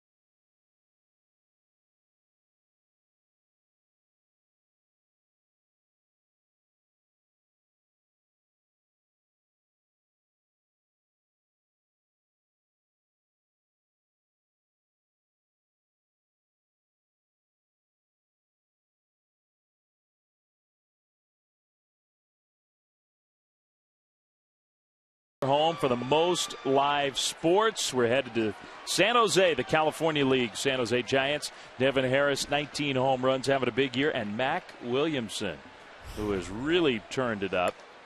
Just 23 years old, his first full year of baseball in the Giants organization, and he has played very, very well. Mac Williamson is, I think, now considered one of the best Giants hitting prospects. A big guy with a lot of power and a lot of ability. Giants are really excited about his year. He's sort of got the body type, I think, of Hunter Pence. He's lanky, tall, very strong. Pence is 2 for 2. He's knocked in a run, and he's ahead of the count here, 2-1 against Ian Kennedy. It's a great time for professional baseball. It's the last 6 weeks of the season for the minor league system. Most of their season's in right around September 1st. Excluding the playoffs. Big curveball drops in, strike 2. But it is salary drive time, and if you're a prospect, I mean, you definitely want to put the nose in the grindstone. Because in baseball, they always say the last thing you did is the last thing they remember. Very true. Outside, full count, 3-2. I think for the minor leaguers, this is the time. You know, particularly a guy like Mac Williamson, first full year, the grind of a full season. You do have to dig deep. Pence went after that breaking ball. Prado throws him out, 1 away. It's the first time Pence has been retired in this game. 1 out, bases empty for Belt. It's a big part of making the adjustment to professional baseball, even if you play college ball. Lucille's getting ready for the belted bat. Oh, he likes the baby giraffe. Play college, you play American Legion, summer ball, whatever you play. There's nothing like the day-to-day, every day there's a game of pro ball. And it takes some getting used to. Well, it takes discipline. I mean, that's the one thing you have to learn. You have to learn that whatever you do on Monday night in the game, you go 3 for 4, have 2 doubles and a home run, you're expected to do the same thing the next day. And you have to be disciplined to allow yourself an opportunity to do that.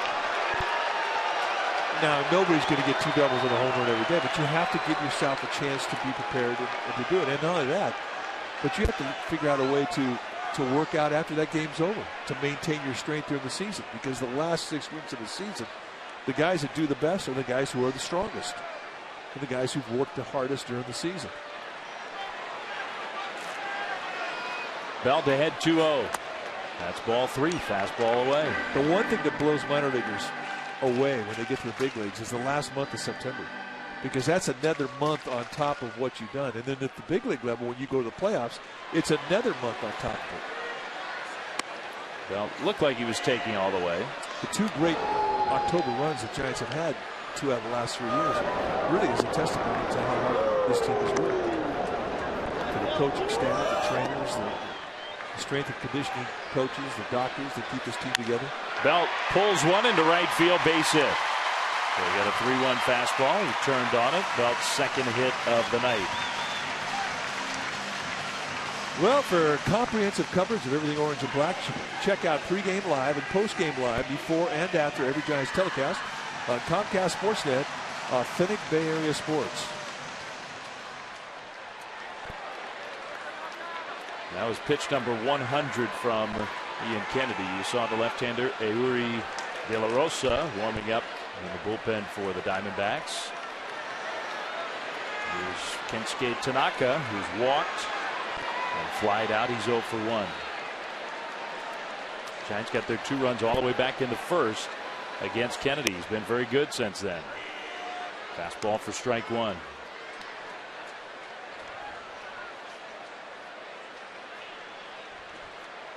Tanaka not in any hurry in that batter's box. Good eye.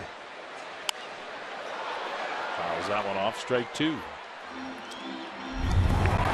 His highlight of the night has been his defense with Goldschmidt up there in the 4th inning.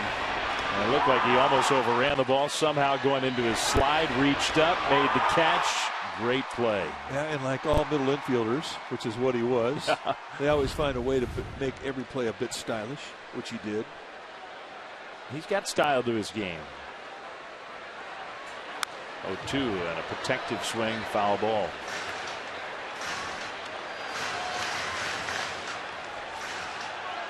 Well, in his career in Japan, everything we heard was he was a very good defensive middle infielder, but the throws, he just had such a problem in spring training, and then that carried into his time with AAA Fresno. The throws were a big problem for him at second. He's playing real well in the outfield. And for the Giants, they're not asking him to be a superstar. They're really just trying to protect Andres Torres from having to face so many right-handed pitchers. Andres has struggled from the left side. Yeah, he's been very solid since he's come up here. He gives you a good at bat. And the other thing, he can do a lot of things for you. And with the increased number of men being put into bullpens, it takes one player away from the bench. So that means that the guys on the bench have to be multi-talented, play a lot of positions, do a lot of things for you, and he can do those things. Yeah, he can. He slaps that one just foul. Trying to shoot it down the third base line. So Tanaka really has shown everybody here in this Giants organization in a short period of time that he's an asset. And even if he's not going to play for you every day in one position, he's one of those guys that can be a super sub. And this is that technique to try and take advantage of that exposed foul line with third baseman Prado playing off the base. He's trying to shoot it through it. He flips this one to left field. Kubel is there. 2 down. Bell will go back to first. We've seen Tanaka already be an excellent bunter. We know he can run the bases. He can steal a base. He might be the best. We saw him get 2 great jumps trying to steal bags in his first few games with the Giants.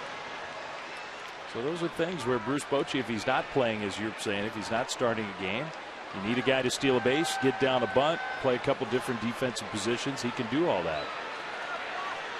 And it's going to keep him around too. And he's going to be in the big leagues for a while. Here's Brandon Crawford taking ball 1. Crawford's 0 for 2. He's popped out twice in this game.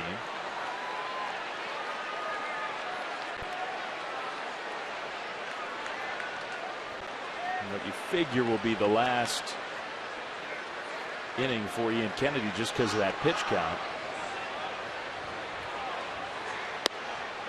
Ball 2. Change up, down and away. The Diamondbacks are not a team that seems to push it a whole lot with the pitch count. Kirk Gibson, their manager. And Kenny's a guy you figure they could let him go. He's been around a long time.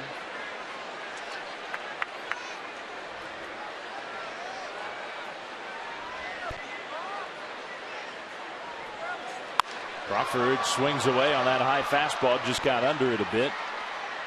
Eaton for the catch. The inning is over. Kipes coming back over to join Mike here on the television side. On to the 7th.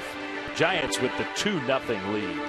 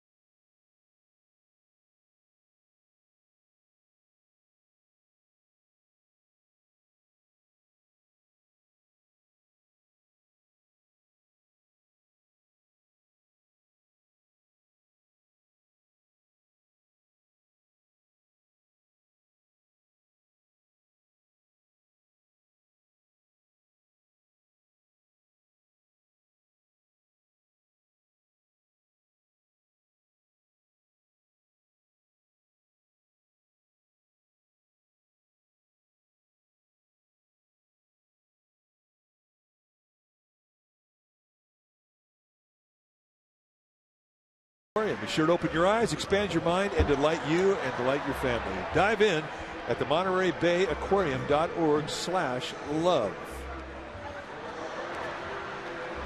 We're here going to the top of the 7th inning. 2-0 Giants, and here to tell you all about it once again, Dwayne Kuiper. So Chad Godin's been very good. We do have a change. Now in center field for the Giants is Andres Torres, and Blanco moves from center to left. So that would mean that out of the game is Tanaka. We're good.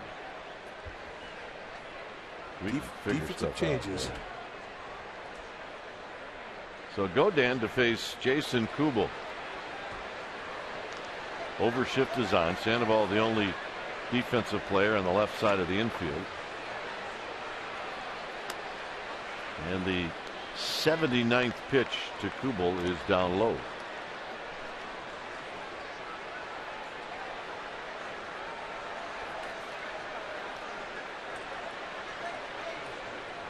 Prado is on deck. And tight. Look out, 2-0. The Diamondbacks have had the leadoff hitter on just one time, and that was in the 5th when Montero singled. Kubel may have helped out Godin just a little bit. 2 balls and 1 strike. Well, that's about 3 of those belt-high fastballs that he swung through, and you can see in his path the 2-0 count. He's looking for a fastball. That was a pure uppercut.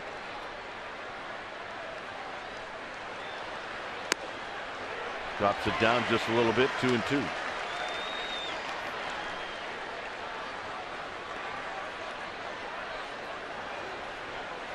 Kubel, a short arm swinger, very difficult guy to jam. I mean, he's just very quick middle end.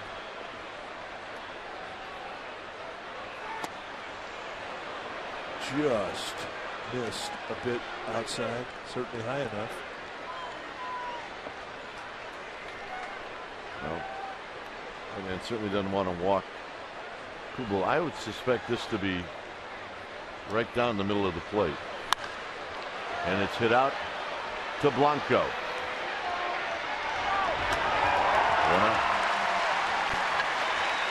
We talk about the two landmines he had to avoid were Aaron Hill and Jason Kubel, who collectively had major ownage on him tonight. 0 for 6 with 3 strikeouts. So he has faced his history against those guys, and he has shut them down.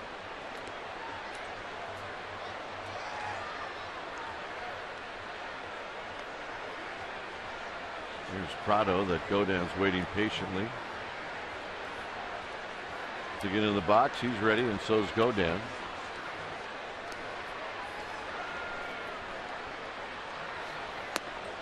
And it's down low. Jose Mijares starts to throw on the Giants bullpen. Should things get weird for Godin, Montero and Parra and Gregorius all coming up. There's a pitch high, and Bruce Bochy well aware of where Godin is with the pitch count, and if he starts to fall behind on hitters like he has the last two, he's got Mijares ready to go. There's a dribbler foul. 2 balls and 1 strike. Talked about keys to each team in the second half of the season. Pablo Sandoval and Hunter Pence being 2 of the keys for the Giants. This guy in the box is key for Arizona. Prado, one of those guys who just really has been slow to get on track in the Diamondbacks uniform.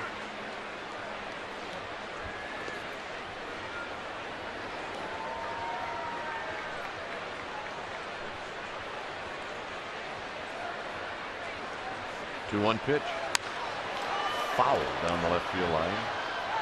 If you're going to trade a Justin Upton, you better get somebody that's pretty good in return. Yeah, they got Prado, who's always been a sort of a Marco Scudero type guy. Can do a lot of things for you. Gives you a solid at bat. He's a grinder. And as soon as the Diamondbacks got him, they gave him a 3-year deal. So he's going to be in Arizona a while. He's a good player. He is. Got him. Well, the Cubs are going to come to town at the end of this road trip. It'll start on July 26th. The Saturday game is a 6:05 start. The Sunday game is a 1:05 start. So come on out to the ball game. Go to sfgiants.com. 8 strikeouts for Godin. Here's Montero. Montero hasn't exactly scalded the ball off of Godin, but he is 2 for 2. You mentioned the 8 strikeouts for Godin. Most he's ever had in the game was 11. He's done that twice. The last time against the Mariners in 2009. This year he has had one 9 strikeout game against the Dodgers July 7th. There's a strike at the knees to even the count. But he has been in total command tonight.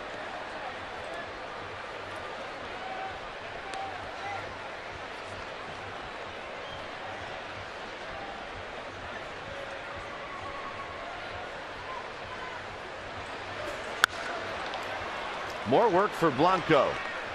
And Godin with a 1-2-3 7th inning. Godin's going to lead things off 2-0 Giants.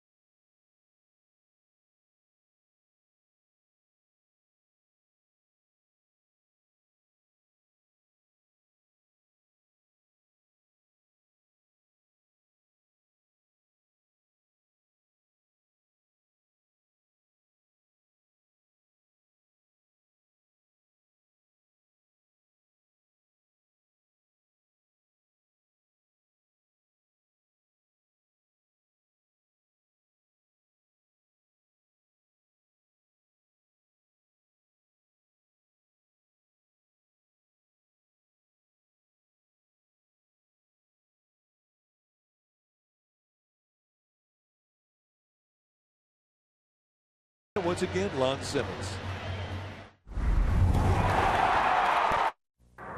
Here's the pitch to Willie. Swung on, hit deep to left. That one is way back, way back, way back. Well, it's goodbye, number 600 for Willie Mays and the bye-bye Baby Bonanza. And the Giants come to home plate to greet him. Number 600 for Mays. He hit it over the 370-foot mark. A standing ovation here in San Diego for Willie. That's our right choice. It's brought to you by Ford. You need some help at the pump? Test drive an efficient new Ford today. It's the right choice for California. The line for Chad Godin, 7 innings pitched, 3 hits allowed, no runs, no walks, no Diamondback runner has reached second base. He's had 8 strikeouts. The type of game that the great Lon Simmons would like to call.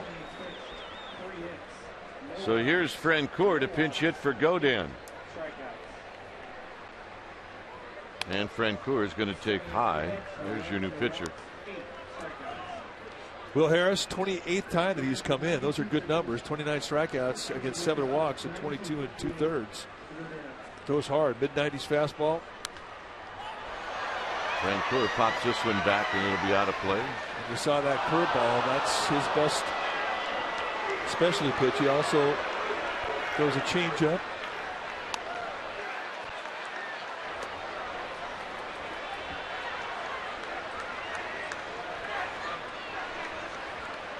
Numbers for Francoeur in Kansas City combined. He went 1 for 4 on Sunday. On a plate, became a dad for the first time on Monday. So he had a pretty good All-Star break. Said it was awesome. His red eye landed about 6:30 and they had the baby about 6 hours later. Everybody's doing well. Foul back. It stays at 1 and 2. Well, I thought his at-bats in the San Diego series were fantastic. They were pretty good. I agree. Well, you won't find a more congenial athlete. He's a good teammate. Always a good attitude.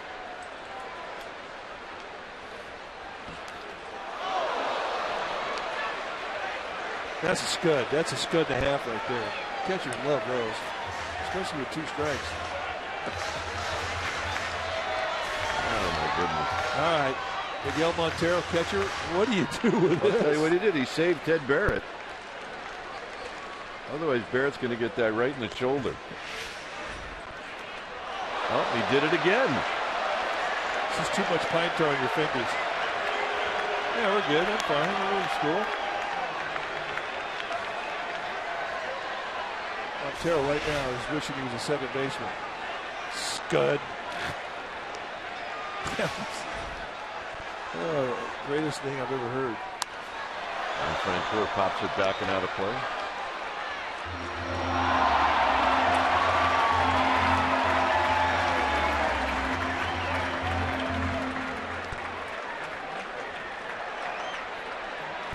Blanco to follow and then Scudero. We're in the 7th. Francoeur is making this a very interesting at bat.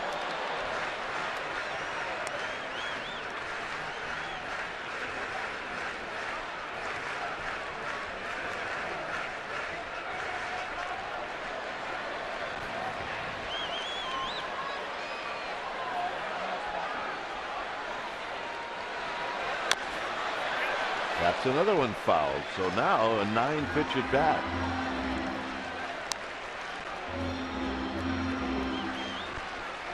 I think your first at bat on a new team at home should be a 9 or 10 pitch at bat. Give the fans a chance to see what you look like in a Giants uniform. Well, he looks good.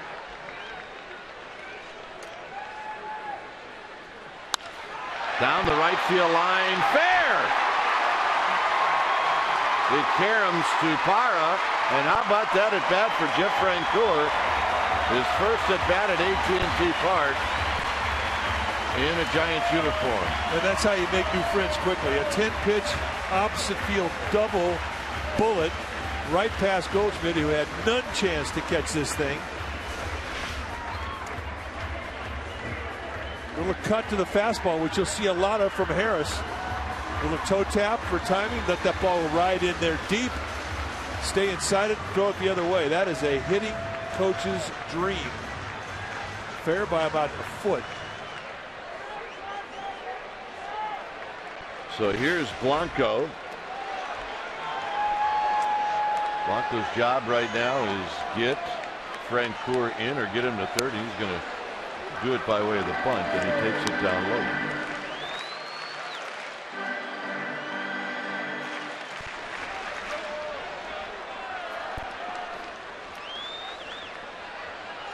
Goldschmidt in at first.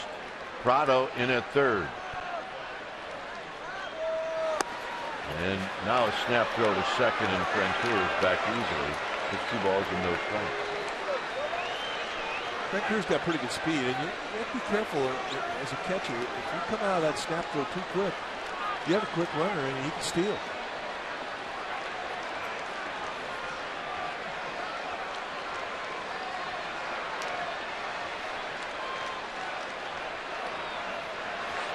Blanco swinging. Goldschmidt, because he was playing so shallow, Francoeur had no chance to get to third.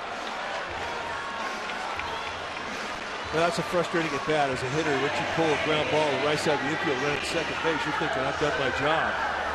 But as you point out, with the infield in, respecting the bunt, and Goldschmidt is a good thrower at first base. If Francoeur, despite his speed, tries to go, he's out by 30 feet. Indeed he is.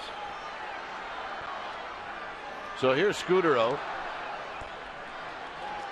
Scudero is lined out to left. He's walked and he's bounced out to third. And he's going to look at a strike from Will Harris.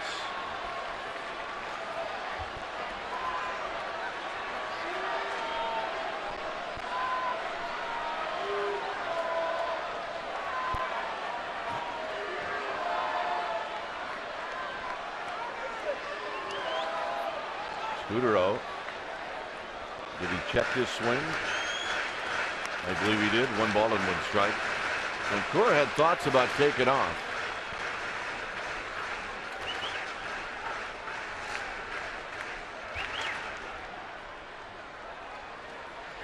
A leadoff double, and then Blanco hit the ball sharply to Goldschmidt.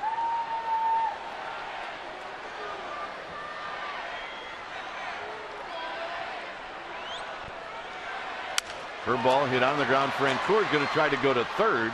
He will go to third. Gregorius didn't want to take the chance, although he had a legitimate shot at him. And Posey's going to hit. Well, that might turn out to be a pretty big play, because think about the curveballs that Harris is throwing. They always say a ball hit in front of you, you stay back at second base. And Gregorius really had a legitimate shot, but he opted for the sure thing. But Harris threw 2 curveballs that bounced in front of home plate by about 8 feet earlier in this inning. At the very least, it kind of takes away that pitch with a runner at third, because you can't trust yourself not to do that again. I don't know if you can block those with a runner at third. So here's Posey. And a breaking ball for a strike, and it's 0-1. And just like that, he flops a curveball over for a strike zone, so forget that theory.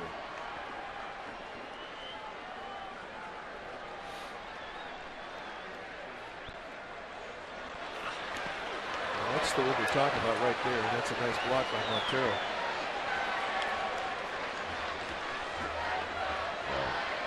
I give Montero credit, because if I'm catching, I'm not calling it.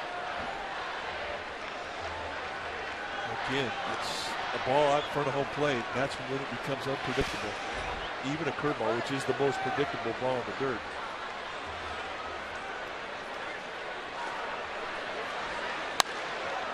Posey hits the fastball foul. Go back to the first inning and take a look at Buster Posey's first at bat. With Gregor Blanco at first base, he hits one over the head of Eaton, and despite a near perfect relay, the Giants put one on the board, and Montero could not handle the relay throw. Posey on the ground is short. And Gregorius is going to throw him out, and that'll end the inning. 8th inning coming up. It remains Giants 2, Diamondbacks nothing.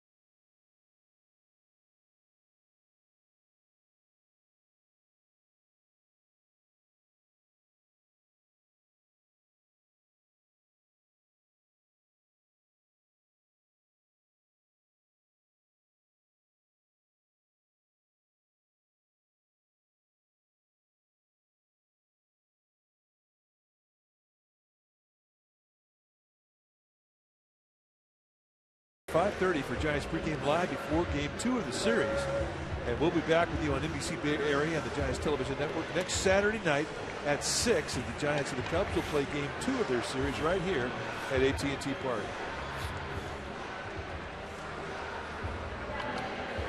It's a 2-0 lead for the Giants. And the new pitcher is Javier Lopez. Look at the first half of Lopez, very solid. 39 games with a 1-1 record of 1.61 ERA. Going to face two lefties here, well, at least one, and they pinch hit.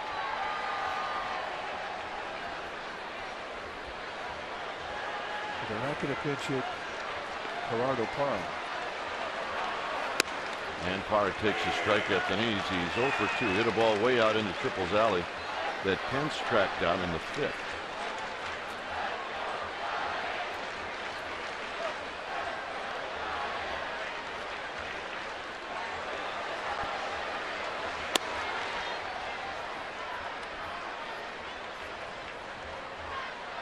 So Godin allows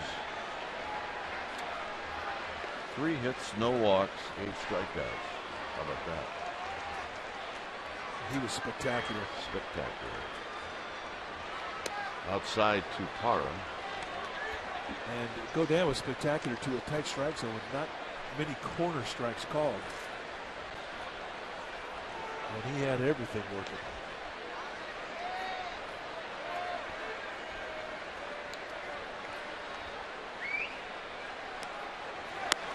And he gets the call 2-2. Immediately, Parra's head snapped back. He thought that pitch was wide. Asking Ted Barrett to play umpire.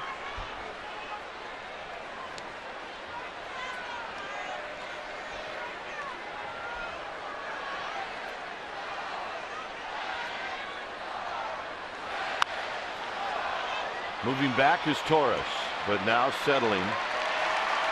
1 out.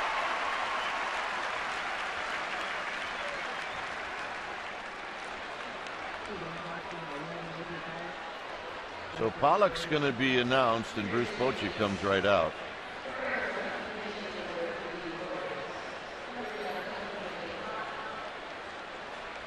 So we're going to take a break. Sandy Rosario's getting ready to come in here at AT&T Park. It's 2-0 Giants.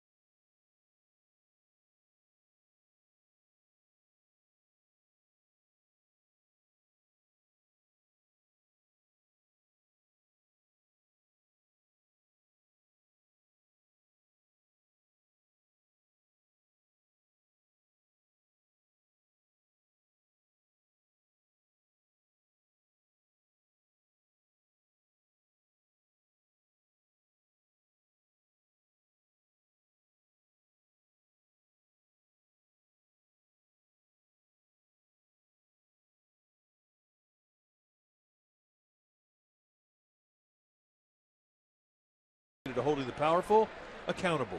The investigative unit on NBC Bay Area. We investigate. New pitcher now for the Giants, Sandy Rosario, the right-hander. And this is what he has done since being called up. 19 games, 2-0 with a 2.01 ERA. He's been fantastic. Low to mid-90s fastball, hard slider, and a changeup. Pollock takes a breaking ball for a strike. Pollock hitting at 253. He played a lot when Adam Eaton was on the shelf.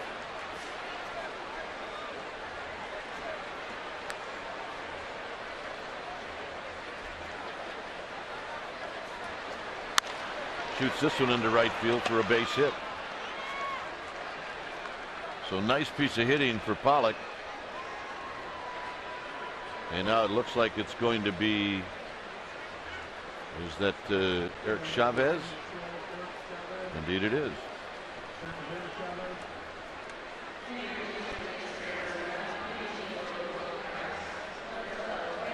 And Bruce Bochy's coming out. So Maharis is in the bullpen.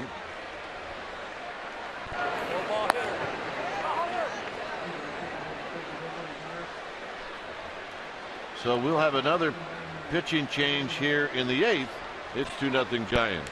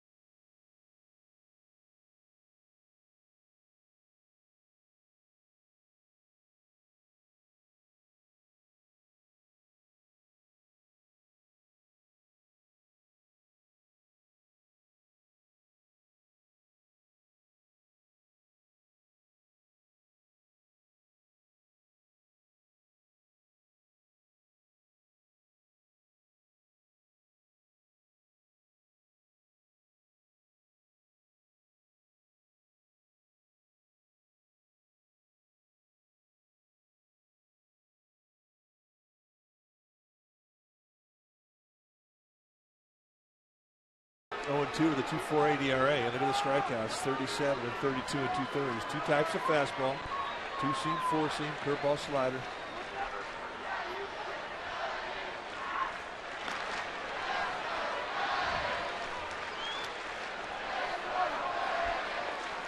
Last time we saw Maharis, he was coming into a bases loaded, nobody out jam, and nobody scored. Yeah, that was in San Diego. Showing a lot of confidence right now.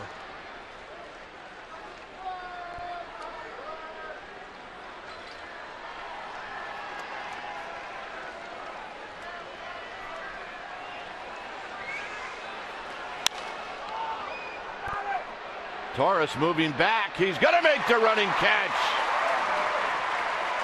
And just for a brief second, you started to think he was not going to get there. Well, his first step was in, and he had to reread and redirect.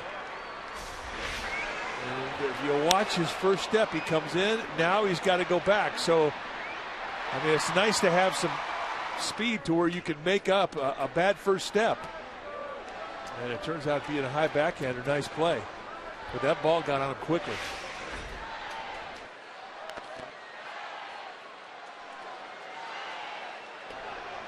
Here's Eaton. Eaton's going to bunt. Nobody's going to be at first. And there's nothing you can do with a play like that. Once the first baseman gives up first base, Marco Scudero cannot get over there. One of the things that Eaton can do is bunt. He can push, he can drag. This one he takes with him. And I mean, I just think that's a play a first baseman has no chance to make a play on. It becomes a foot race between the second baseman and the leadoff hitter. And they're not going to, second baseman aren't going to win many of those races.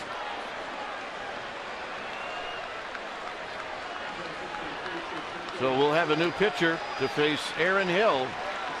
It remains 2-0 Giants.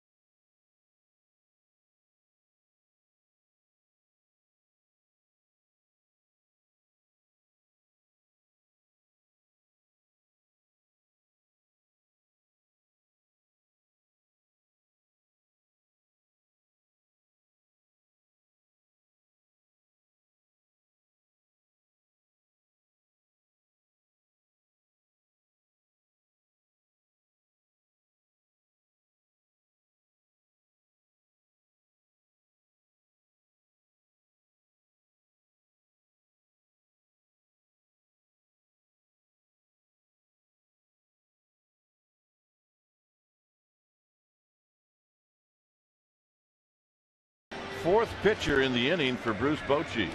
Lopez, Rosario, Maharis, and now Santiago Casilla. Well, 22 games, the first half cut short by a stint on the disabled list. When he was on, he was very good. 3-2 with a 1.80 ERA. 16 strikeouts, even a save. Righty's hitting a .143 off him. And with Casilla, you're going to see a fastball. It's low to mid 90s, two seam, four seam, curveball, slider, and we even started seeing a changeup. So he really is fearless about what to throw and when to throw it. So here's Hill. Hill goes around, and it's no balls and one strike. Mike Demure, the first base umpire, ringing him up.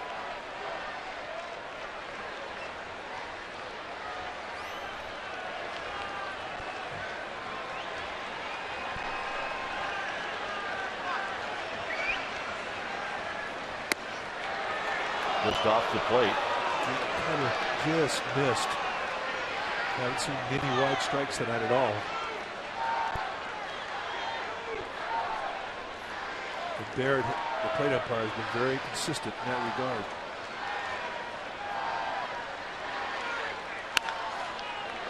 That bounce past Matt Williams. It ends up in the seats. It's 1-2. And that was the Aaron Hill happy zone. Middle in, just around the knees. Pence is very shallow in right field.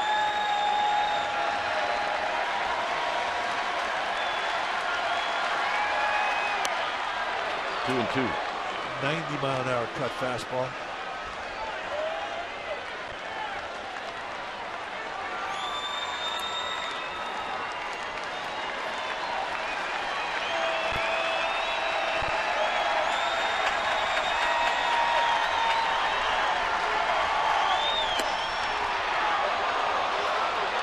Again with the cut at 90, just off the plate. The fish ain't biting. Well, they need to bite because Goldschmidt's on deck. Never has had a hit off of Casilla.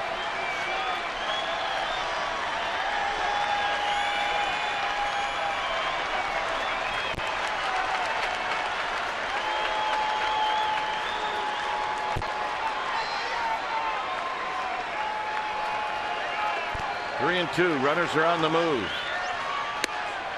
And Goldschmidt's going to hit. So he stayed with the cut away. And Aaron Hill would not get out after it. He went on the very first pitch. He chased that one, and 3 times Casilla tried to get him to go again, and he would not. So a nice at bat for Hill. And now their most valuable player gets a step in the box with a tying run at second base. 0 for 3 tonight, 2 for 5 lifetime against Casilla. Good speed at second. That's Eaton, and he represents the tying run.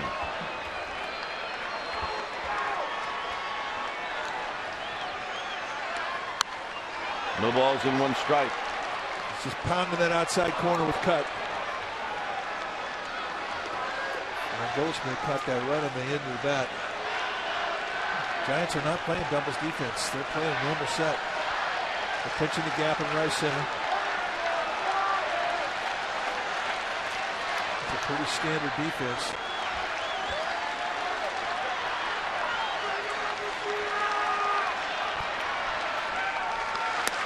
Low, 1 ball and 1 strike.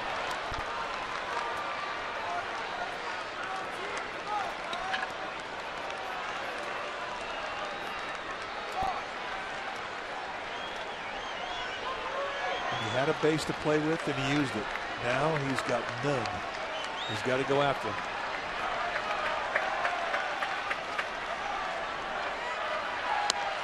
One and 2. Change the grip, change the movement. That's a 2-seam fastball at 93. He started that thing outside away, and the movement comes right back into the strike zone, and it froze Goldschmidt rather.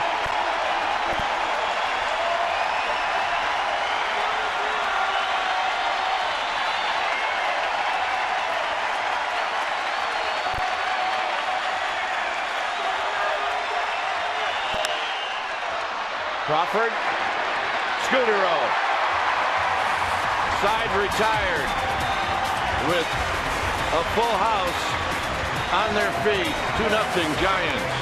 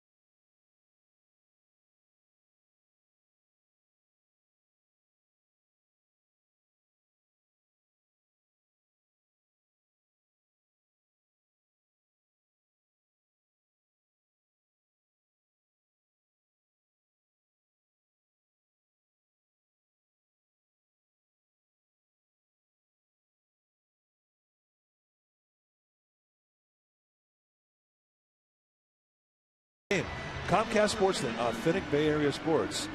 There's the good ship Zinfandel Commodore out of Alameda. Full house tonight, having a ball. Sipping a little Zinfandel, as well you should. The harvest season is fast approaching. New pitcher now for the Diamondbacks is the right-hander Heath Bell. And this is what he has done with 39 games this year. 2-1 with a 4.58 ERA. 15 saves, and he was the closer when J.J. Putz was on the disabled list. And from Bell, you're going to see a mid-90s fastball with a hard curveball right over the top with his high 3/4 release and a changeup. So basically a 3-pitch guy, but he'll use them all. And he will give up some home runs. 8 home runs allowed, 35 1/3. That's a lot. In fact, 53 base runners in 35 innings pitched. That's a lot. Put Pennington into the game now. He'll play shortstop. Gregorius out. And Sandoval will be the first hitter that Bell will face.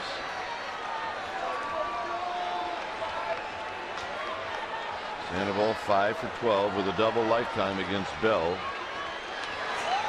Tonight, The Panda is 0 for 3.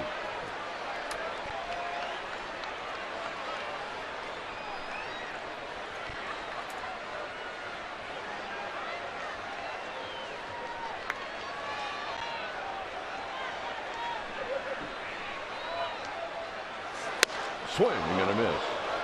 Nothing in 2. He was swinging to hit the Zinfandel Commodore. Sergio Romo getting heated up. He will pitch the 9th.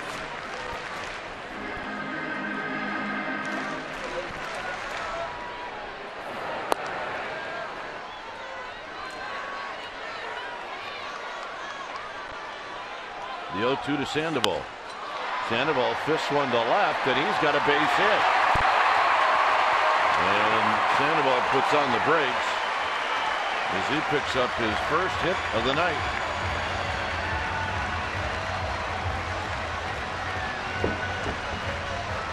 And that'll bring to the plate Hunter Pence. Just a high fastball. He's strong arms out to the left field side of the field, and the way they were playing him, shadowing that gap in left center, they gave the line. He finds it. So a leadoff hitter. Pence is 2 for 3. That's 1 for 9 against Heath Bell. Sandoval getting the mitten on.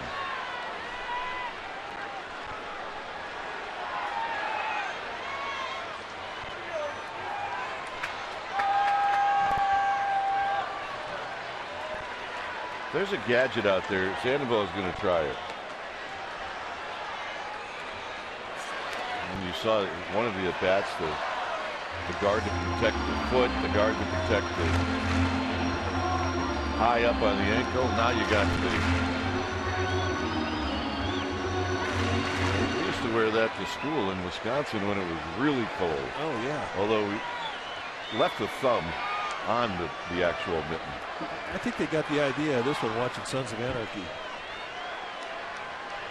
1 ball and no strikes. Yeah, the guy in that show wears 2 of them. Up and in with a breaking ball. 2-0. Yep, friends for life.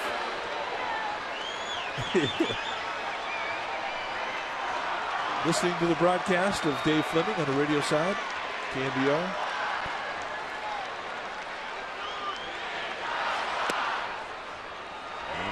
Bell comes back with a breaking ball on a count of 2-0. Now it's 2-1.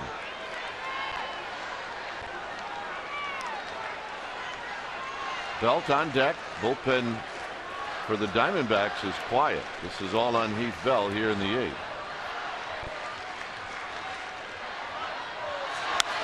Hence gets underneath this one, lifts it into shallow center field, and Hill will go back and make the catch. That's one he's going to think about too.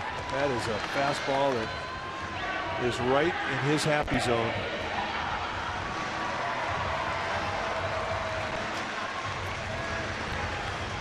So here's Belt with a couple of hits.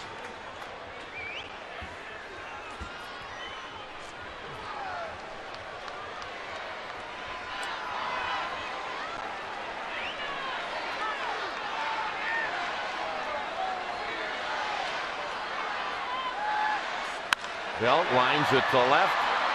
Kubel will put it away. So Bell a nice at bat. 2 out. And that'll bring up Andres Torres.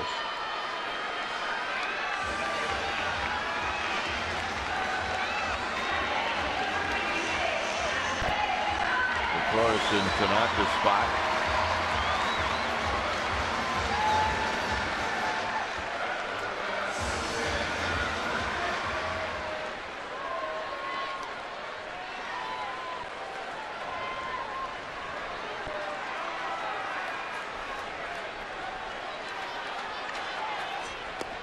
First pitch down low. All the runs in this game scored in the bottom of the first inning.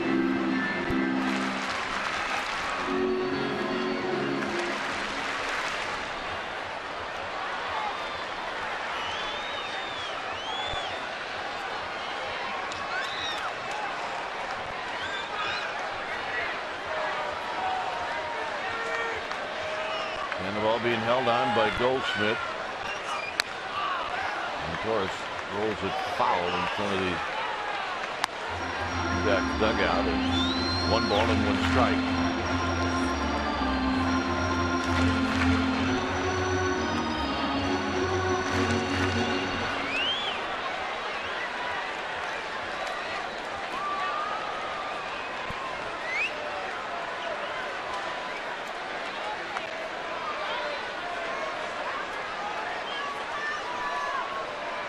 Bell to the plate. Line drive, base hit. Sandoval will put on the brakes, so Brandon Crawford's going to get a chance to hit. It's 1 base at a time. You keep hitting it to right field with Parr's arm out there.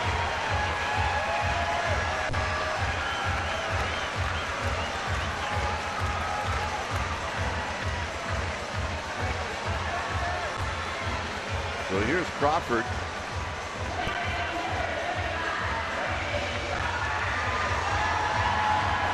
Crawford hitless in 3 at-bats tonight against Bell in his career, 1 for 3.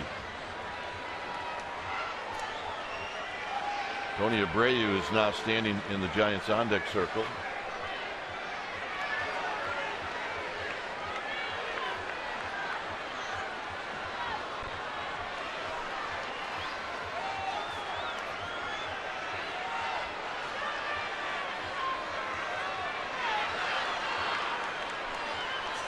Crawford takes low. All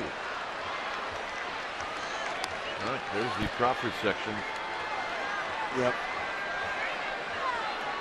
Fan favorite, no question.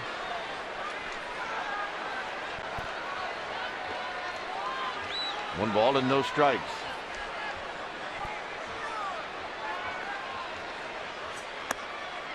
Make it 2 balls and no strikes.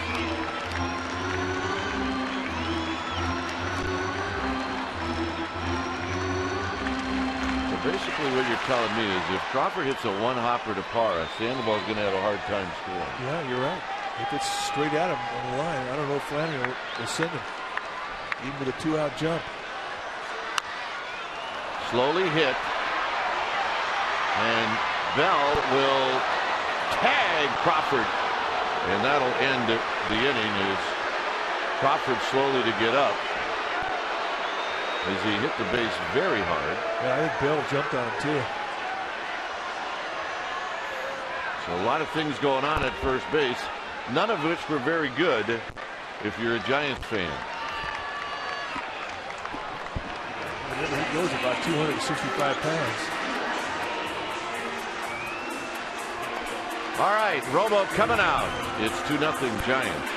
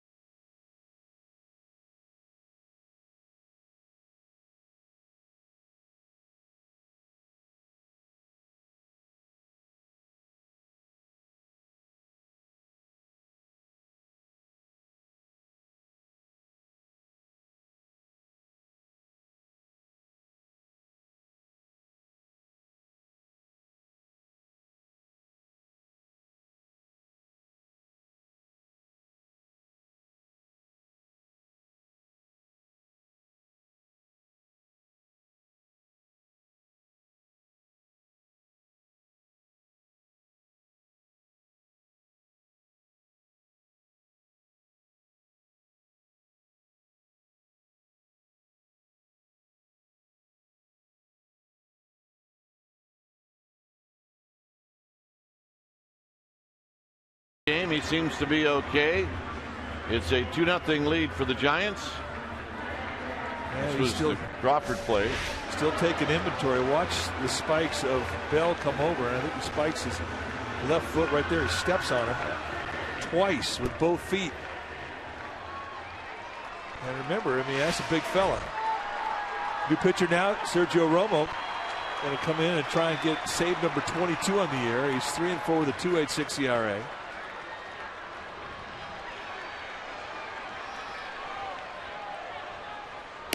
And Kubel takes a strike. Kubel is 0 for 3 tonight, and against Romo, he's only faced him one time, lifetime, and he's 0 for 1.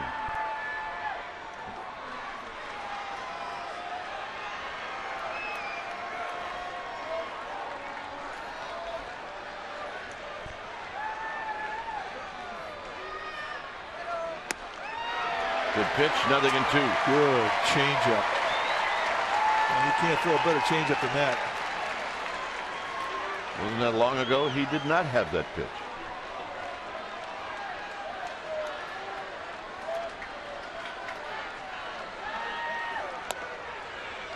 Tried to elevate the fastball. So 3 pitches from Romo, and all of them have been to the glove.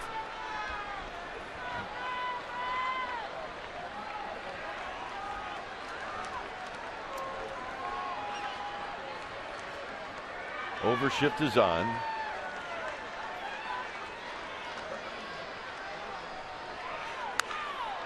And that's pulled foul. Look out, ball dude. Glenn Weatherspoon. Is that an ankle biter? I think this game just kind of lulled everybody to sleep. Well, Marco Scudero flipped it into the stands, and somebody in the stands missed it. So now Mr. Weatherspoon is going to come over and rectify that situation. It's always the littlest guy that deserves it the most. I love that about our ball dudes. 1-2.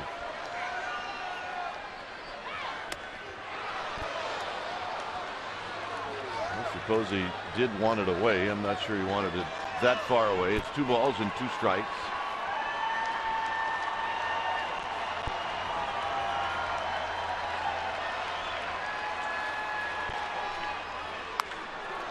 Hit to right.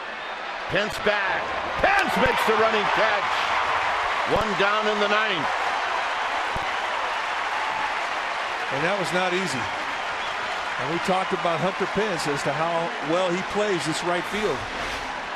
And remember, you got a lot of wind coming from behind through the archways. That will affect every ball. And that ball will get up there and it will dance. Good jump. He reaches back over the shoulder. And I do believe that one had some dance to it. He almost overran it. Here's Prado.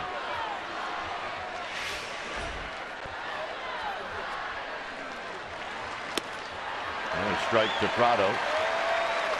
Prado doesn't have a hit tonight in 3 at-bats. And against Romo, Prado is 0 for 5 with a couple of strikeouts.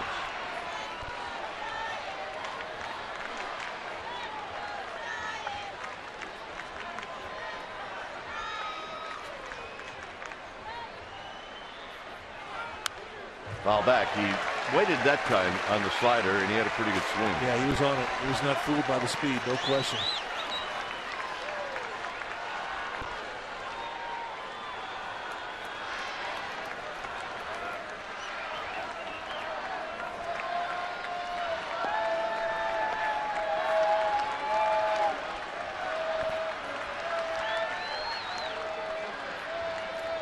Oh, 2 to Parra, or to Montero, and that's low and away. 1-2.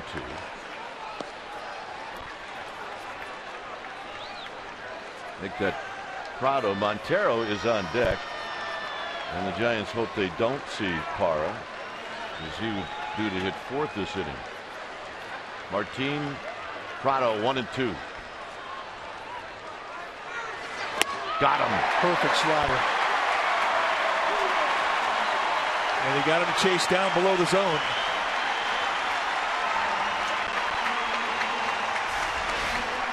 Giants pitching with 9 strikeouts tonight against the Diamondback hitters. And that is absolutely picture perfect to location. The low 3/4 release, you see it's right out front.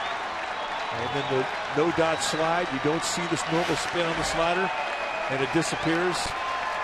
And it's a big league hang with him for Martin Prado. So here's Montero. 2 hits tonight for Montero. And he takes a breaking ball for a strike, and it's 0-1.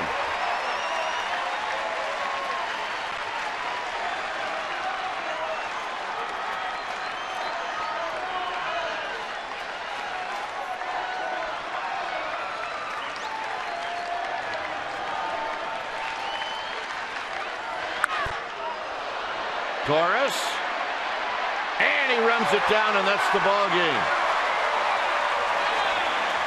So game 1 in this series, it goes to the Giants, and they do it with good pitching, good defense, and 2 runs. Well, that really is the recipe of Giants baseball. We've seen a lot of it the last 3 years, and if they're going to do something in the second half, they're going to have to see a lot of it again. And tonight it was Chad Godin who was absolutely outstanding. But the defense and the timely hitting in the first were the difference in this ball game. All right, 2-0 is your final. Is Bruce Bochy very happy? We'll be back.